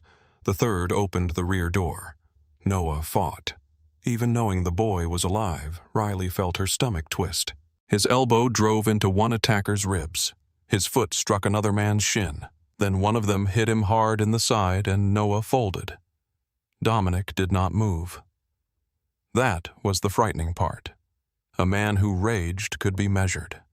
A man who became still was harder to survive. The footage changed. The alley behind the Blue Heron. The sedan arrived 17 minutes later. The men carried Noah out. Rain glittered in the camera grain. One attacker lowered him beside the wall. Another checked the alley. The third crouched near him. Jonah froze the image. The sleeve had slipped. The black magnolia showed clear on the wrist. The room went so quiet Riley could hear the old building settling in the rain. Dominic spoke. My son was taken from my front gate 2 nights ago. His voice did not rise. It did not need to. He was beaten, transported, left behind this restaurant where someone would find him after closing. He lifted his eyes from the screen to the men at the table. Not killed, not hidden, not ransomed. Wesley leaned back slowly. Mason stared at the screen with dead eyes. Dominic continued. He was used. That word changed the room. A few men stiffened. Salvatore's nostrils flared. Another man murmured something under his breath in Italian and crossed himself once quickly like he was embarrassed by the old habit. Dominic walked along the table. This mark is not decoration. He stopped near the screen. It is not fashion. It is not something a drunk idiot gets because he wants to feel dangerous. His eyes moved from one man to another. It is earned, given, witnessed. It means you stood in front of me and swore your blood would not move against my blood. No one breathed loudly. There are 11 living men who wear it. Dominic looked at the frozen wrist. One of them put his hands on my child. Salvatore spoke first. Dominic, none of us would touch the boy. Dominic turned to him. I know some of you would die before touching him. Salvatore nodded, once relieved and offended at the same time. Dominic's gaze moved down the table. I also know one of you did. Mason's jaw tightened. Wesley exhaled softly like a man carrying the weight of reason. The mark could have been copied. Luke's eyes cut to him. Dominic said, It could have. Wesley leaned forward, hands open on the table. Then we should still be discussing Cain. Riley looked at him. There it was. The push. Soft, reasonable, timed. Wesley did not accuse too hard. He knew better. He fed the room a fear it already wanted to chew. Cain wants the river routes, Wesley said. He has hated our peace for years. Our peace has made him rich, Dominic replied. Peace makes old men rich. Ambitious men get restless. A few men exchanged glances. Wesley saw it and pressed gently. Noah heard his name. The attackers wanted it heard because Cain wanted you to know. That sounds like him. Proud enough to mark the wound. Careless enough to think fear still moves you. Dominic watched him. I met with Elias Cain. The room changed at once. Mason's eyes flicked toward Wesley. It was fast, barely a movement, but Riley caught it. Wesley did not look back at Mason. That was the tell. A guilty man often looks toward his partner. A smarter guilty man does not.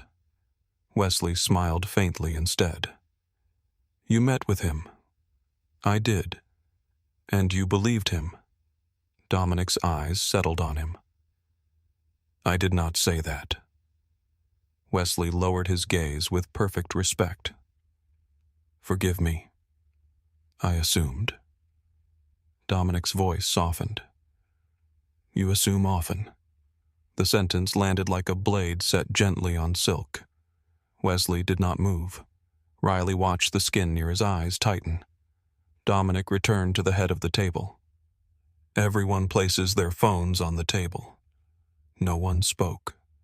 No one refused. There was only the quiet sound of devices being set down one by one. Black phones. Silver phones. One cracked burner. One old flip phone that made Jonah sigh under his breath. Wesley placed his phone down last, slowly, face up. A man with nothing to hide might have done the same. A man with something hidden very well would have done it exactly that way. Jonah rose and collected them in a black leather tray. He connected each to a device near his laptop. The room waited while code moved across his screens. Rain tapped the windows. Riley heard the ice machine hum behind the bar. Dominic stood still. Mason did not. His right knee bounced once beneath the table, then stopped. Jonah looked up. Mason's phone has deleted messages from an encrypted thread. Mason's face hardened. Dominic said, "Recover them." Jonah's fingers moved. The first recovered message appeared on the screen. Package placed. Boy alive. Magnolia visible. The room inhaled. The reply appeared beneath it. Good. Make sure Graves hears Cain's name first. The sender was labeled only W. Every eye went to Mason. Mason's chair scraped back half an inch. Luke stepped forward. Dominic lifted one hand, and Luke stopped. "Mason," Dominic said. Mason stared at the screen. A bead of sweat moved from his temple down his cheek. "I did not plan it." The words came out rough. Salvatore pushed back from the table. "You touched the boy." Mason looked at Dominic, not Salvatore. "I did not plan it." "That is not what I asked," Dominic said. Mason swallowed. "I was told he would not be permanently hurt." The room erupted, but only in motion. Men shifted. Chairs moved. One man cursed. Luke's hand went under his jacket. Dominic did not raise his voice. "Sit still." Everyone did. Even Mason. Dominic walked toward him. Riley felt the room brace for violence. She stood. "Wait." Every eye turned to her. Dominic stopped without looking away from Mason. Riley's throat was dry, but her voice held. Mason did not choose the alley. Wesley laughed softly. "Miss Quinn, this is not a staff meeting." Riley did not look at him. He followed instructions, she said. But someone else chose where Noah was left. Mason's eyes cut toward her. Wesley's smile faded by a fraction. Riley stepped out from the booth. Her legs felt cold, but she kept walking until she stood near the edge of the table. She could feel the men watching her, measuring her, dismissing her, then realizing Dominic had not told her to sit down. That changed their faces. He was placed behind this restaurant, Riley said. Not because it was convenient. Because the person who planned it knew the alley, knew when staff left, knew I worked late. Wesley spread one hand. Half the city knows waitresses leave through alleys. Riley turned to him then. But not half the city knew Dominic gave me a card. Silence. The air in the room tightened. Riley held Wesley's gaze. You were standing close enough to see it. His expression did not change. That was the problem. A surprised, innocent man might have frowned. A guilty man playing innocent kept still. Riley continued. You saw Noah talk to me. You saw Dominic watch. You knew if I found Noah, I would call the number. You needed Dominic to hear the message from someone he already trusted just enough not to dismiss. Wesley leaned back. You give yourself too much importance. No, Riley said. You gave me exactly enough. Jonah's fingers began moving again faster now. Dominic's eyes shifted to him. Jonah said, checking restaurant schedule access. Wesley's smile returned. This is absurd, Riley said. You asked about Noah's route at dinner. I handle logistics. You said Luke wanted confirmation. Luke's voice came from near the door. I did not. Wesley turned his head slowly. Luke's face was empty.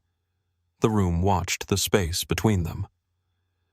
Jonah said Wesley accessed the staff schedule for the Blue Heron at 6:42 p.m. Wesley looked at Jonah.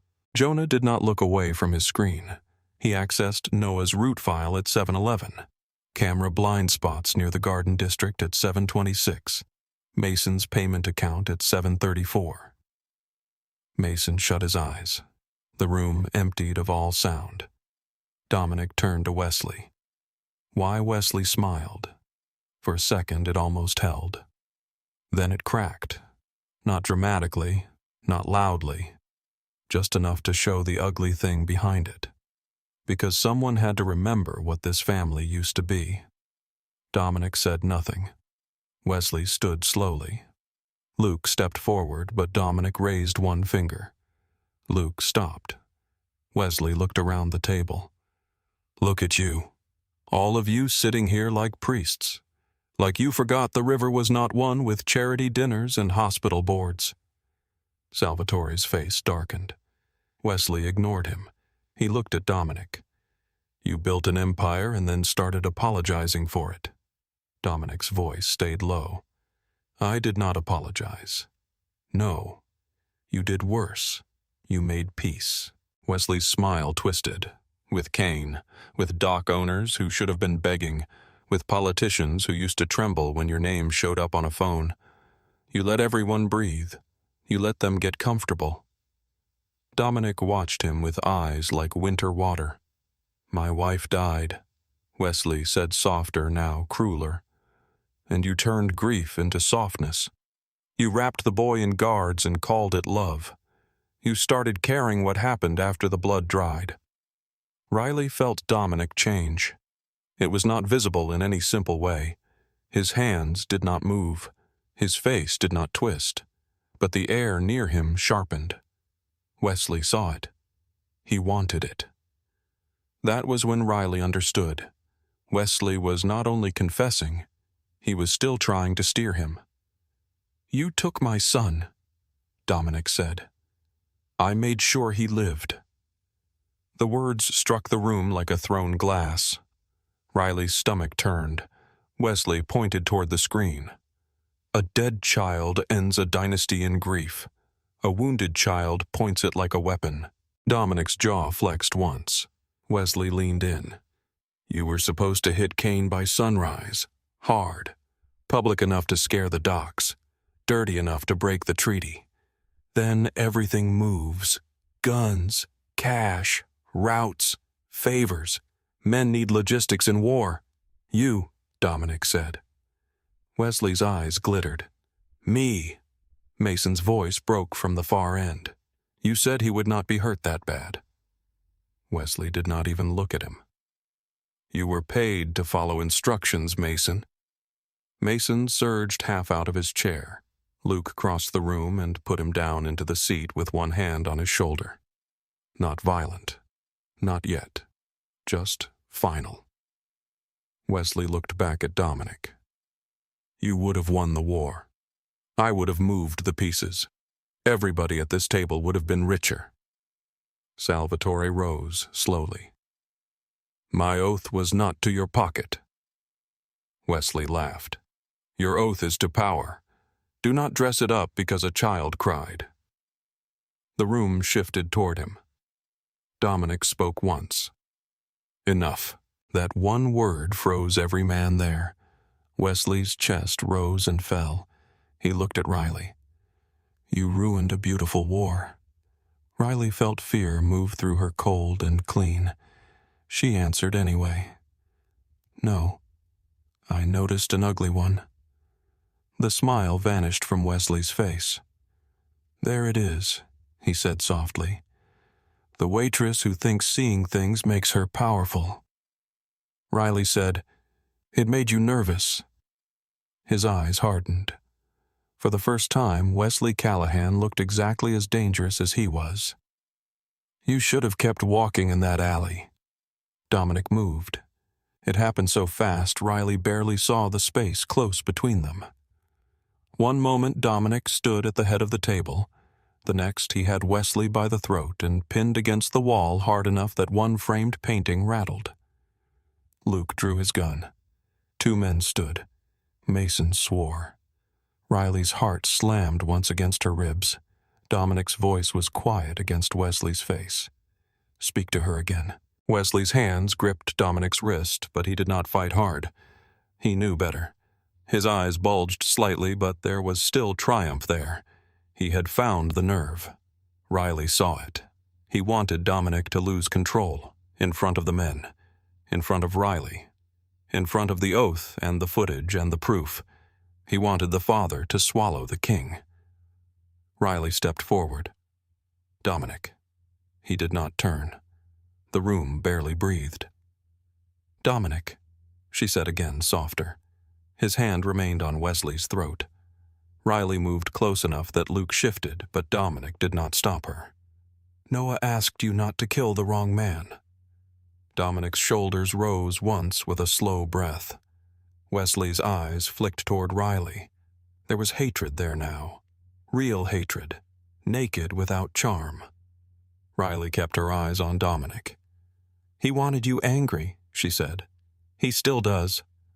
A long moment passed. Then Dominic released Wesley. Wesley slid down half an inch before catching himself against the wall, coughing once one hand at his throat. Dominic stepped back. His face was calm again, but it was not the same calm. This one had cost him something. He turned to Luke. "Take Mason downstairs. Separate room." Mason looked up quickly. "Dominic, you put hands on my son." Mason's mouth closed. Dominic's voice went colder. "You get to keep breathing because I need every name you know." Luke nodded to two men. They pulled Mason up and took him through the side door. Mason did not fight. Then Dominic looked at Wesley. "Sit." Wesley wiped his mouth with the back of his hand. "You think this restraint makes you noble?" Dominic said. "No." "Then what is it?" "Useful." That word changed Wesley's face more than rage had. Dominic walked back to the table. "Jonah." Jonah straightened. "Yes. Every account tied to Wesley, every warehouse he touched, every driver paid through his chain, every shell company, every burner, every judge he thought belonged to him." Wesley's face lost color. Dominic continued. "Freeze what can be frozen, burn what cannot." Quietly. Jonah nodded. Dominic looked to Salvatore. "You and Paul take river inventory. No shipment moves without Luke's approval." Salvatore's eyes gleamed. "Done. Contact Kane." Several men looked up. Dominic's gaze did not move from Wesley. "Tell him the treaty holds." Wesley's jaw tightened. That hurt him, more than the hand at his throat, more than the guns. Dominic saw it. Riley did too. Dominic stepped closer to him. "You wanted war because peace made you small." Wesley breathed through his teeth. Dominic's voice dropped. "You forgot something." Wesley looked up. "I do not need war to ruin a man." For the first time, Wesley looked afraid. Not of death, of being left alive while everything he built disappeared. Luke moved toward him. Wesley's eyes snapped to Riley. "You think he is different because he listens to you?" Riley did not answer. Wesley laughed once, harsh and breathless. "He is still Dominic Graves." "Yes," Riley said quietly. "I know." That answer unsettled him. Maybe because it was not denial. Maybe because it meant she saw the monster and the father and the man at the same time, and Wesley had no way to use only one against her. Dominic glanced at Luke. "Take him." Two men seized Wesley by the arms. This time he fought. Not much. Enough for the room to see panic break through polish. Dominic Wesley snapped. "Think. You need me." Dominic did not move. "You needed me to believe that." Wesley's shoes dragged once over the polished floor as they pulled him toward the side door. At the threshold, he twisted back. "You are going to regret letting a waitress sit at your table." Dominic's eyes flicked to Riley, then back to Wesley. "She saw more from the corner than you did from my right hand." The door closed behind Wesley. The room remained still. No one rushed to speak. No one asked what came next. The men at the table sat with the knowledge that the empire had not been attacked from outside. It had been hollowed from within by a man who smiled well and waited close. Dominic turned to the table. "If any man here knew and stayed silent, speak now." No one moved. Riley watched their faces. Fear was easy to see. Guilt was quieter. Salvatore looked furious. One of the younger men looked shaken. Another looked relieved. Luke stood by the door, expression carved from stone, but his eyes had gone dark with shame. Dominic saw that. "Luke." Luke stepped forward. "I failed him." "Yes." The room tightened. Dominic did not soften the word. Luke accepted it like a blow. Dominic continued. "So did I." That made every man look up. Dominic's eyes moved across the table. "My son was taken because someone knew my routines better than I knew his loneliness. That changes now." Riley felt those words in a place she did not want touched. Dominic looked at the frozen image of Noah on the screen. Everyone in this room answers for his protection, but protection without sight is just another blindfold. No one spoke. He turned to Jonah. Erase the footage from every source except mine. Jonah nodded. To the hospital, Luke asked. Dominic looked at Riley. She had not expected the question in his eyes. Not permission exactly. Not dependence. Something quieter. A shared direction. Yes, she said. Dominic took his jacket from the back of the chair. Riley set her untouched coffee down. Her hand was steady now. She noticed because it had not been steady for 2 days. As they walked through the empty dining room, she saw table 7. The table where Noah had asked for extra bread. Where Dominic had placed the black card. Where Wesley had smiled and asked about the route. Riley stopped beside it. Dominic stopped too. For a few seconds, neither spoke. Then Riley reached down and touched the edge of the table. He knew I would remember, she said. Dominic looked at her. Wesley Noah. Dominic's face changed. Riley kept her eyes on the table. He kept trying to tell us. Cain. The tattoo. The way they left him alive. He was scared, but he still listened. Still remembered. Dominic looked toward the front windows where rain blurred the city outside. My son should never have had to be brave that way. No, Riley said. He should not have. The honesty sat between them without comfort. Dominic opened the front door himself. The night air came in wet and cool. Outside, the black SUVs waited at the curb, engines running low. This time, Riley did not feel like they were sealing her in. Not entirely. She stepped into the rain. Dominic walked beside her close but not touching. At the car, his phone rang. He looked at the screen. The hospital. Every trace of the king vanished from his face. Only the father remained. He answered. Graves. Riley watched him listen. His shoulders lowered by a fraction. Then his eyes found hers. He is awake, Dominic said. A pause. Rain tapped against the roof of the SUV. He was asking for her. For one strange second, Riley did not understand the words.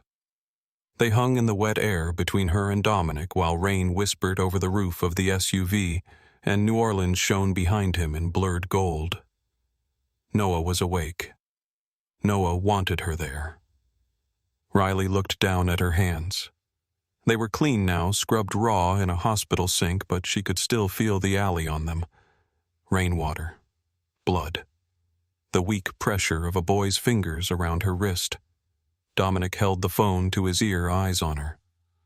We are on our way, he said. He ended the call and opened the SUV door. Riley climbed in without asking where to sit. Dominic followed close enough that the warmth of him filled the space distant enough that she could breathe.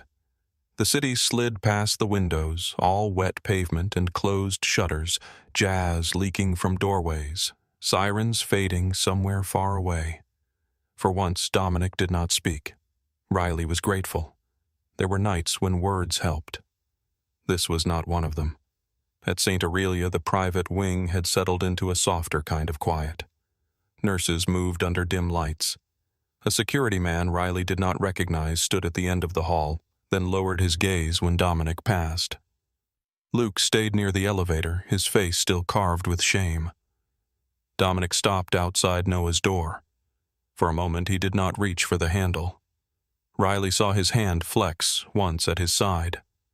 The Mafia King had summoned men, frozen accounts, and brought a traitor to his knees. But this door slowed him. Riley touched the sleeve of his coat. Barely. You can go in, she said. His eyes moved to her fingers, then her face. So can you. Inside, Noah lay propped against white pillows, one side of his face swollen and dark with bruises. The cuts had been cleaned. A bandage crossed his brow. His lip was split. Under the sheets, He looked too small for the name Graves, too young for men to use him as a message. But his one open eye brightened when Riley stepped in. "There she is," he whispered.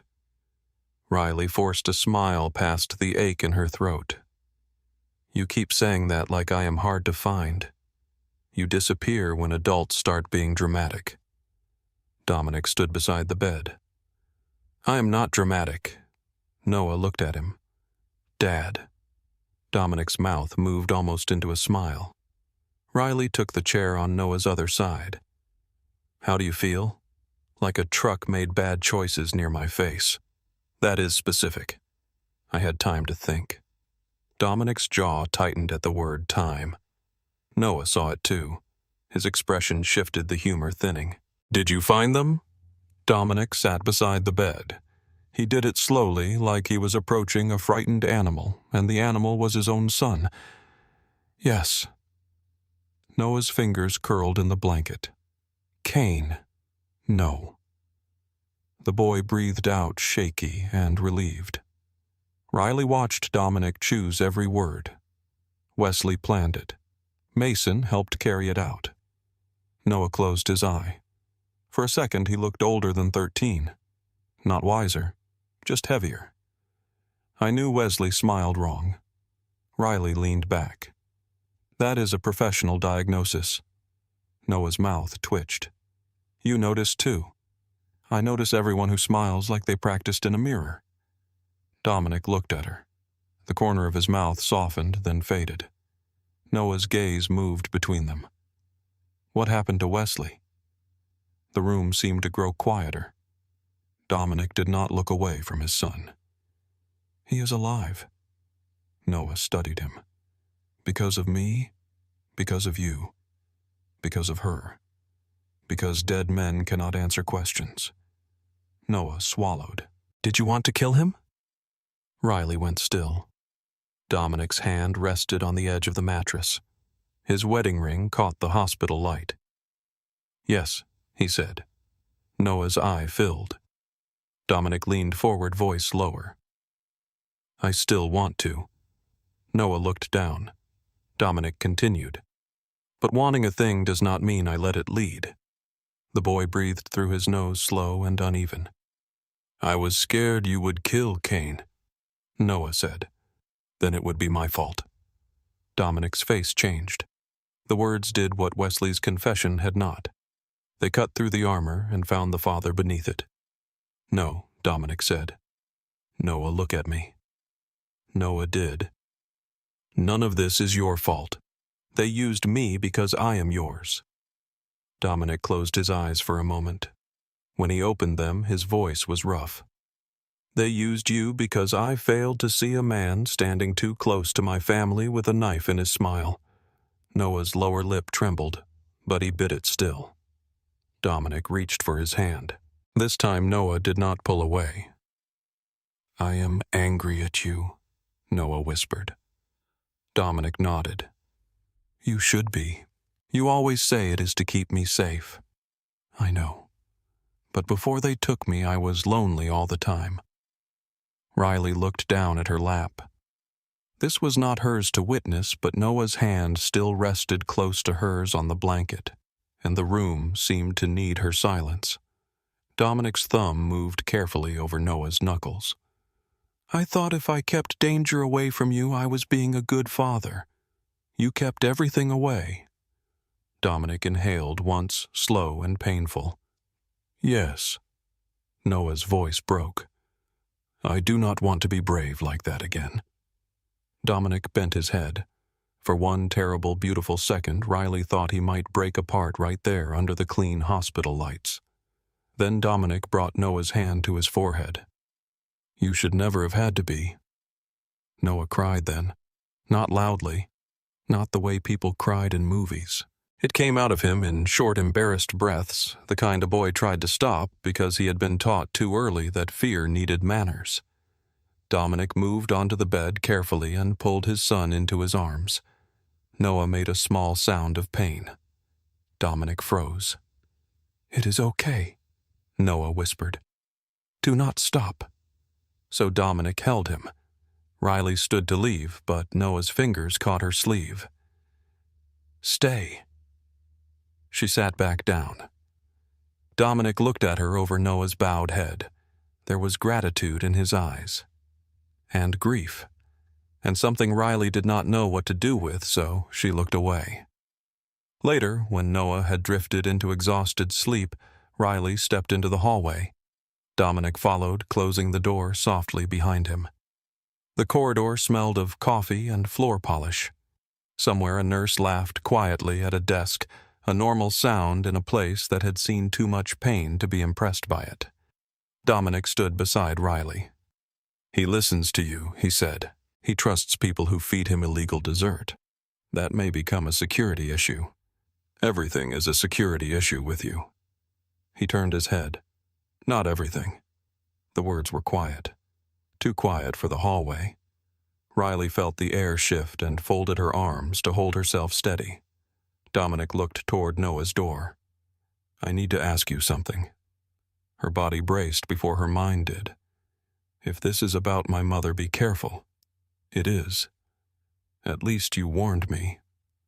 Dominic faced her fully. He did not step closer. "I had a physician at St. Aurelia tell me what would be required to request an oncology consult. Nothing was taken.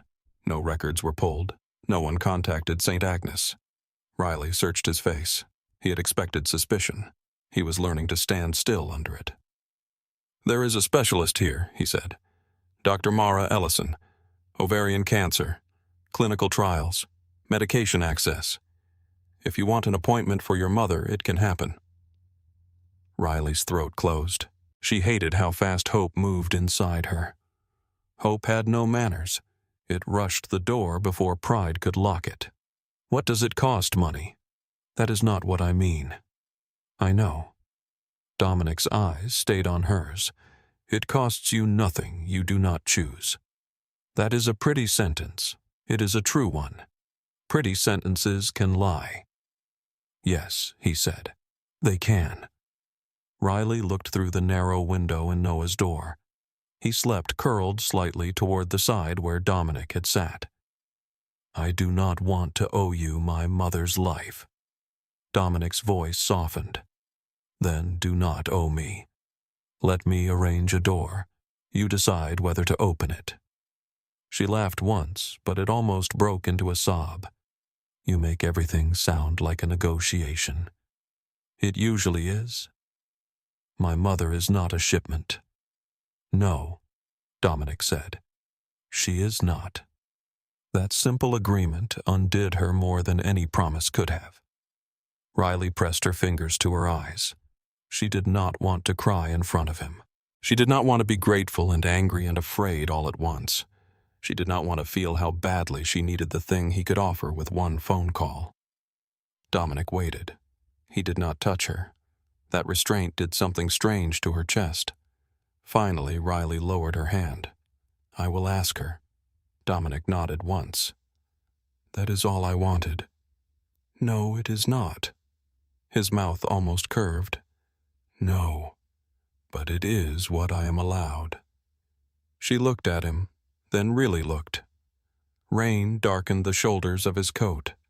Fatigue shadowed his eyes. He had power enough to frighten an entire city, but he stood in a hospital corridor trying to learn how not to use it on her. Riley did not know what to call that, so she said good.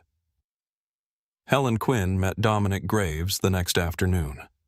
Riley had expected her mother to be overwhelmed by St. Aurelia's private wing, by the wide halls and quiet nurses, by the way people appeared with water before anyone asked for it.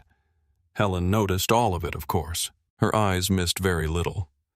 But she did not let awe show on her face. She sat in the consultation room wearing her best blue cardigan, the one Riley had washed carefully by hand because the machine downstairs tore delicate things apart. Her cheeks were pale. Her body looked smaller in the chair, but her gaze was sharp enough to make even Dominic pause at the doorway. Helen looked him over from polished shoes to silver-touched hair. "So," she said, "you are the dangerous one." Dominic inclined his head. "Yes, ma'am." Riley choked. "Mom." Helen ignored her. "And you are helping my daughter because your son got hurt." "Partly." "Only partly." Dominic glanced at Riley. Riley felt heat rise in her face and looked away. Helen saw that too. Mothers were impossible. Dr. Mara Ellison entered before the silence could become something Riley wanted to escape. She was calm, direct, and kind without being sweet. She explained treatment options in words Helen could understand without making her feel small. She spoke about scans, medication assistance, trial eligibility, side effects, and time. Time. That word had followed Riley for months like a debt collector. Now, for the first time, it sounded less like a threat and more like something that could be negotiated. Helen listened carefully. She asked questions. Good ones. Hard ones. At one point, she reached for Riley's hand under the table. Riley held on. Dominic stood near the window through all of it, silent. Not owner, not savior, just present. After Dr. Ellison left, Helen looked at him again. "What do you get from this?" Riley stiffened. "Mom." "No," Dominic said. "She should ask." Helen waited. Dominic's eyes moved once toward Riley, then back to Helen. "I get to do something useful with money that has done enough damage elsewhere." Helen studied him. "That is not an answer." "No," Dominic said. "It is not the whole one." "What is the whole one?" Riley held her breath. Dominic did not look away. "Your daughter saved my son." Helen's expression softened for 1 second, then sharpened again. "And now you want to save her." Dominic was quiet. "Yes." The word landed gently. Riley looked at the floor. Helen nodded as if that confirmed something she already knew. "If my daughter loses herself trying to rescue you, I will haunt you before I am dead." Dominic inclined his head again. "I believe you." Helen leaned back, satisfied. "Good. Then we understand each other." Later in the hallway, Riley helped her mother into a chair near the elevator while Luke arranged the car. Helen watched Dominic speak with a nurse at the desk. "He is trouble," Helen said. Riley sighed. "I know. No baby. I mean real trouble. The kind with nice coats." Riley glanced at him. Dominic looked up at that exact moment as if he had felt her eyes. "I know," she said again. Helen's hand found hers. "But he looks at you like he is afraid to break something." Riley swallowed. Men can look gentle and still leave bruises. Helen squeezed her hand. "Yes. So make him prove the difference every day." Noah came home from the hospital a week later. Home for him meant the Garden District mansion with iron gates, gas lamps, live oaks, heavy with moss, and security cameras tucked into places tourists would never notice. Riley had seen the house only through footage before. In person, it looked less like a home than a beautiful fortress pretending not to be one. Dominic brought Noah in through the side entrance to avoid the front steps. Luke walked behind them quieter than usual. He had not forgiven himself. Riley could see it in the way his eyes tracked Noah, not like a guard watching an assignment, but like a man who had been handed a second chance and did not trust his own hands. Noah moved slowly, one arm held close to his ribs. At the threshold, he stopped. Dominic noticed. Too much Noah looked at the entrance hall, the marble floor, the sweeping staircase, the vase of white flowers, the exact place where he had last felt safe before he was not. "I do not want everyone staring." Dominic turned. The staff waiting inside looked down immediately. "No welcome line," Dominic said. They scattered. Noah blinked. That easy Dominic looked uncomfortable. Apparently. Riley hid a smile. Noah caught it. "You told him I suggested that people recovering from trauma may not enjoy being observed like a museum exhibit." Dominic said. She said it less politely. "I was tired." You often are when you are right. Noah looked between them. For the first time since the alley, his smile reached both eyes. That afternoon, Riley sat with Noah in the kitchen while Dominic took calls in the next room. The kitchen was larger than Riley's whole apartment and warm with the smell of soup. Noah picked at a bowl of rice and chicken like each bite required a treaty. Riley placed a paper bag on the table. Noah eyed it. "What is that contraband?" His expression brightened. "Beignets from the place near Jackson Square." Dad said no sugar. Riley opened the bag. Powdered sugar puffed into the air. "Your father also says please now. Strange times." Noah grinned and took one. Dominic appeared in the doorway. "Noah," Riley lifted her chin. "Your son was kidnapped. He gets powdered sugar." Noah froze with the beignet halfway to his mouth. Dominic looked at Riley, then at Noah, then at the sugar already dusting the table. "One," he said.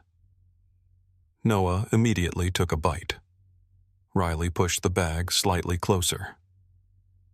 Dominic narrowed his eyes. She smiled. He did not smile back, but something in his face warmed. That night, Riley prepared to leave after Noah fell asleep on the couch with an old movie playing low. Dominic walked her to the front door. No black envelope, no command, no arrangement made over her head. Just Dominic standing beside the door with his hands at his sides like he did not quite know what to do with them when he was not controlling a room. "I spoke to Bellamy," he said. Riley stopped. Her stomach tightened. "About what, the blue heron?" "Dominic. I asked before I acted." "Did you—" "Yes." She waited. He took a breath. "There is a position opening at the riverfront property. Guest operations manager, legitimate salary, health insurance, regular schedule. You report to Mara Kent, not me. Contract is with the hospitality group, not my private office." Riley stared at him. "You had a job description ready." "I had several." "Of course you did. I did not send them." "That is supposed to make me feel better." "A little." She almost laughed despite herself. Dominic handed her a folder. "No cash, no pressure, paper. I thought you might want options."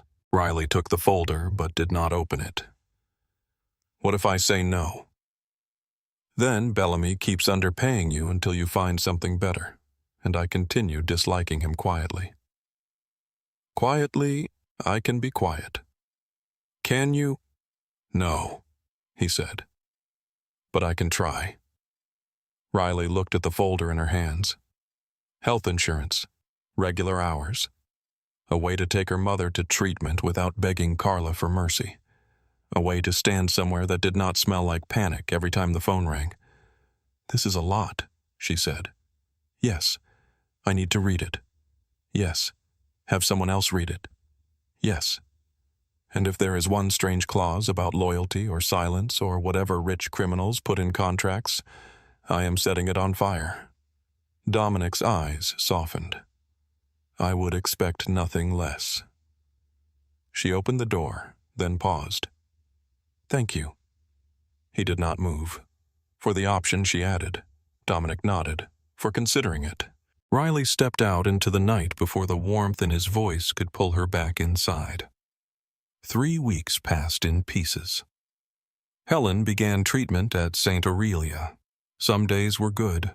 Some were brutal. On the brutal days, she cursed softly under her breath and told the nurses their coffee tasted like boiled regret. Dr. Ellison laughed and adjusted the nausea medication. Riley sat beside her mother with a book neither of them read, holding her hand through the worst waves.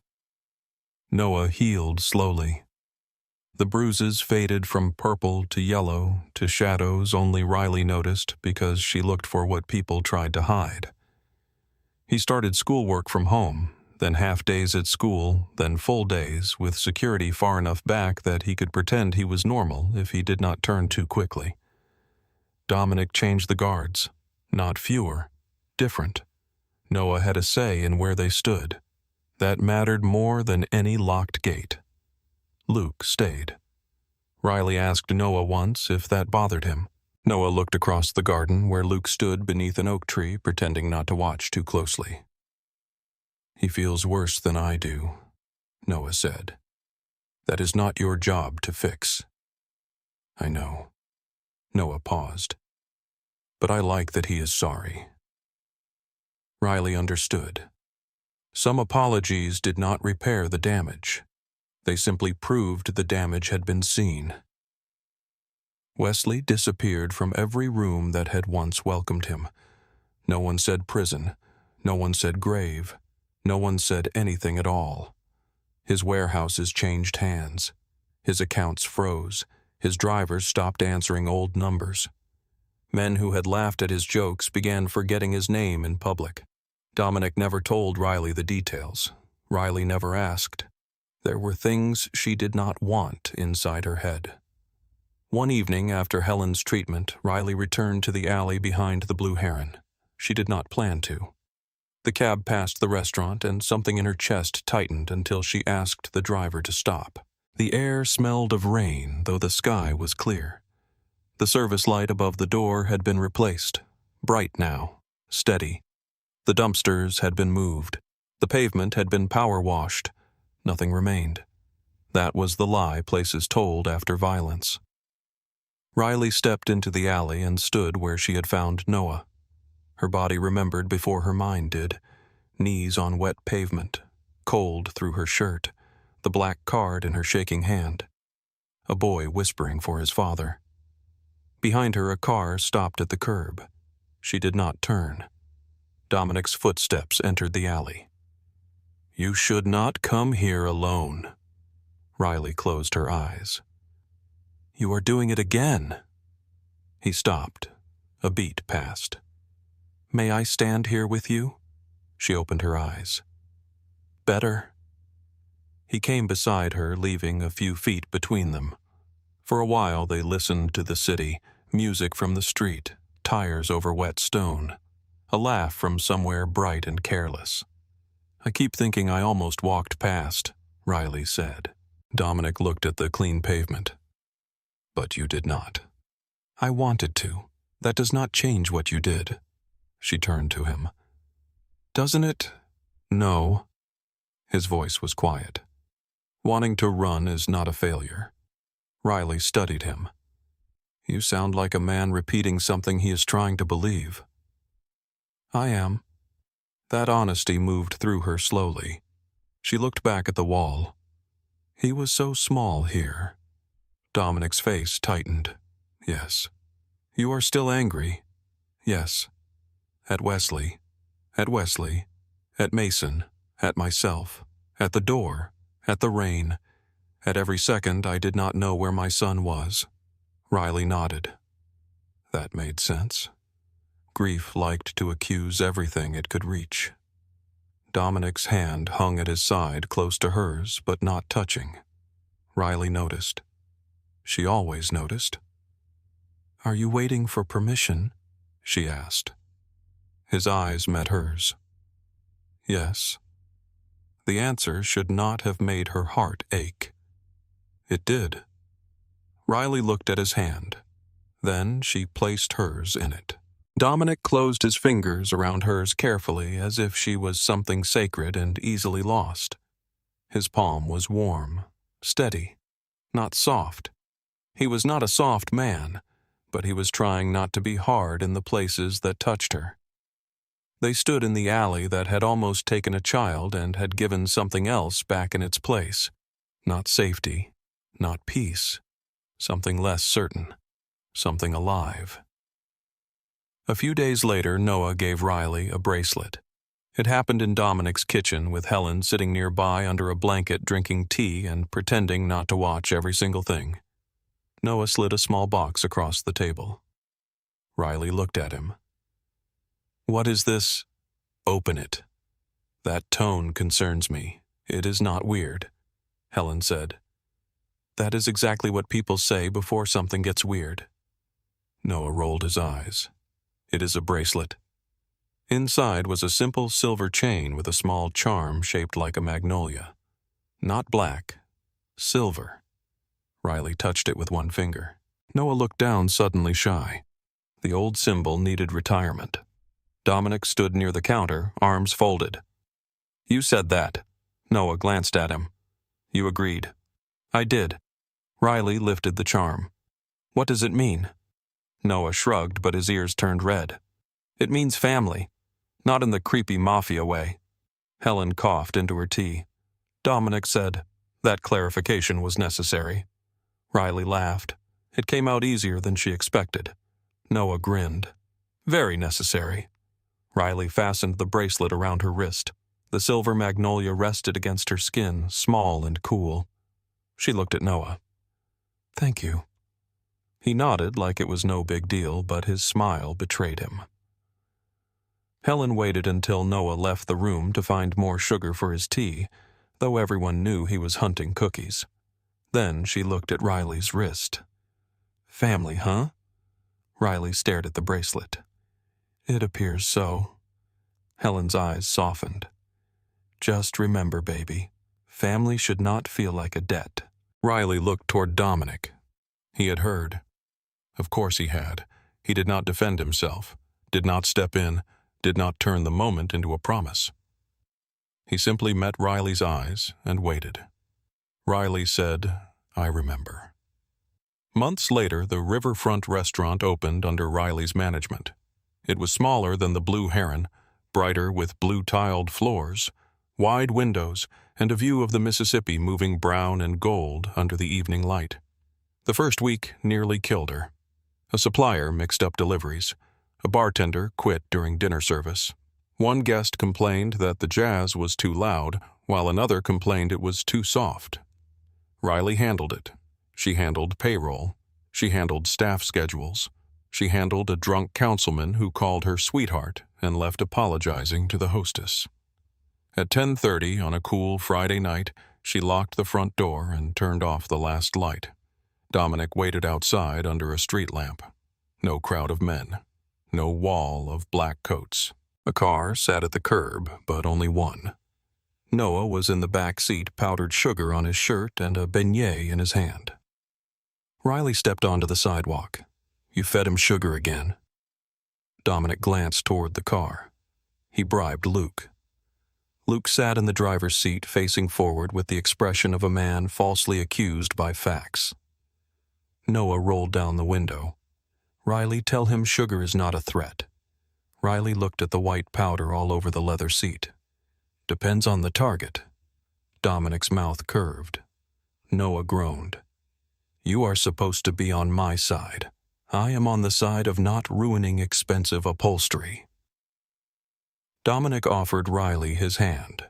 He did not assume. He never did now. At least not with her.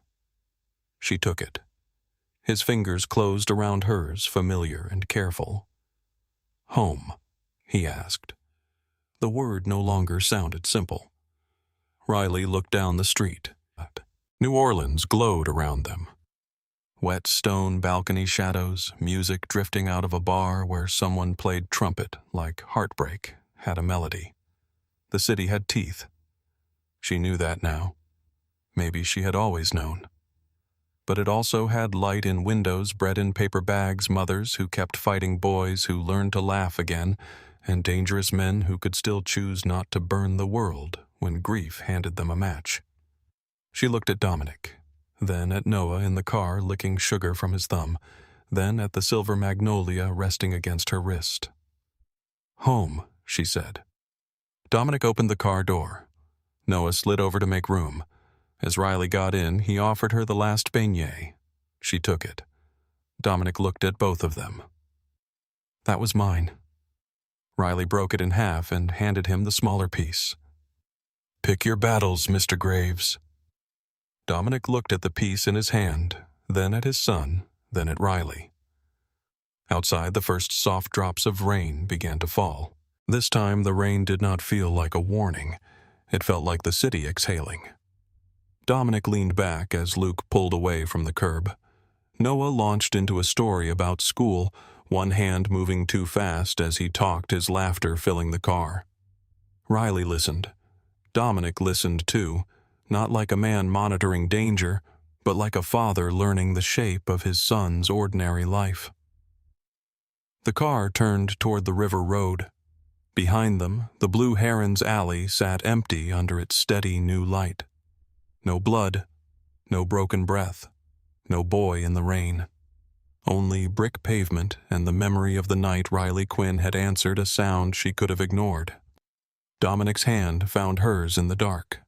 This time neither of them let go.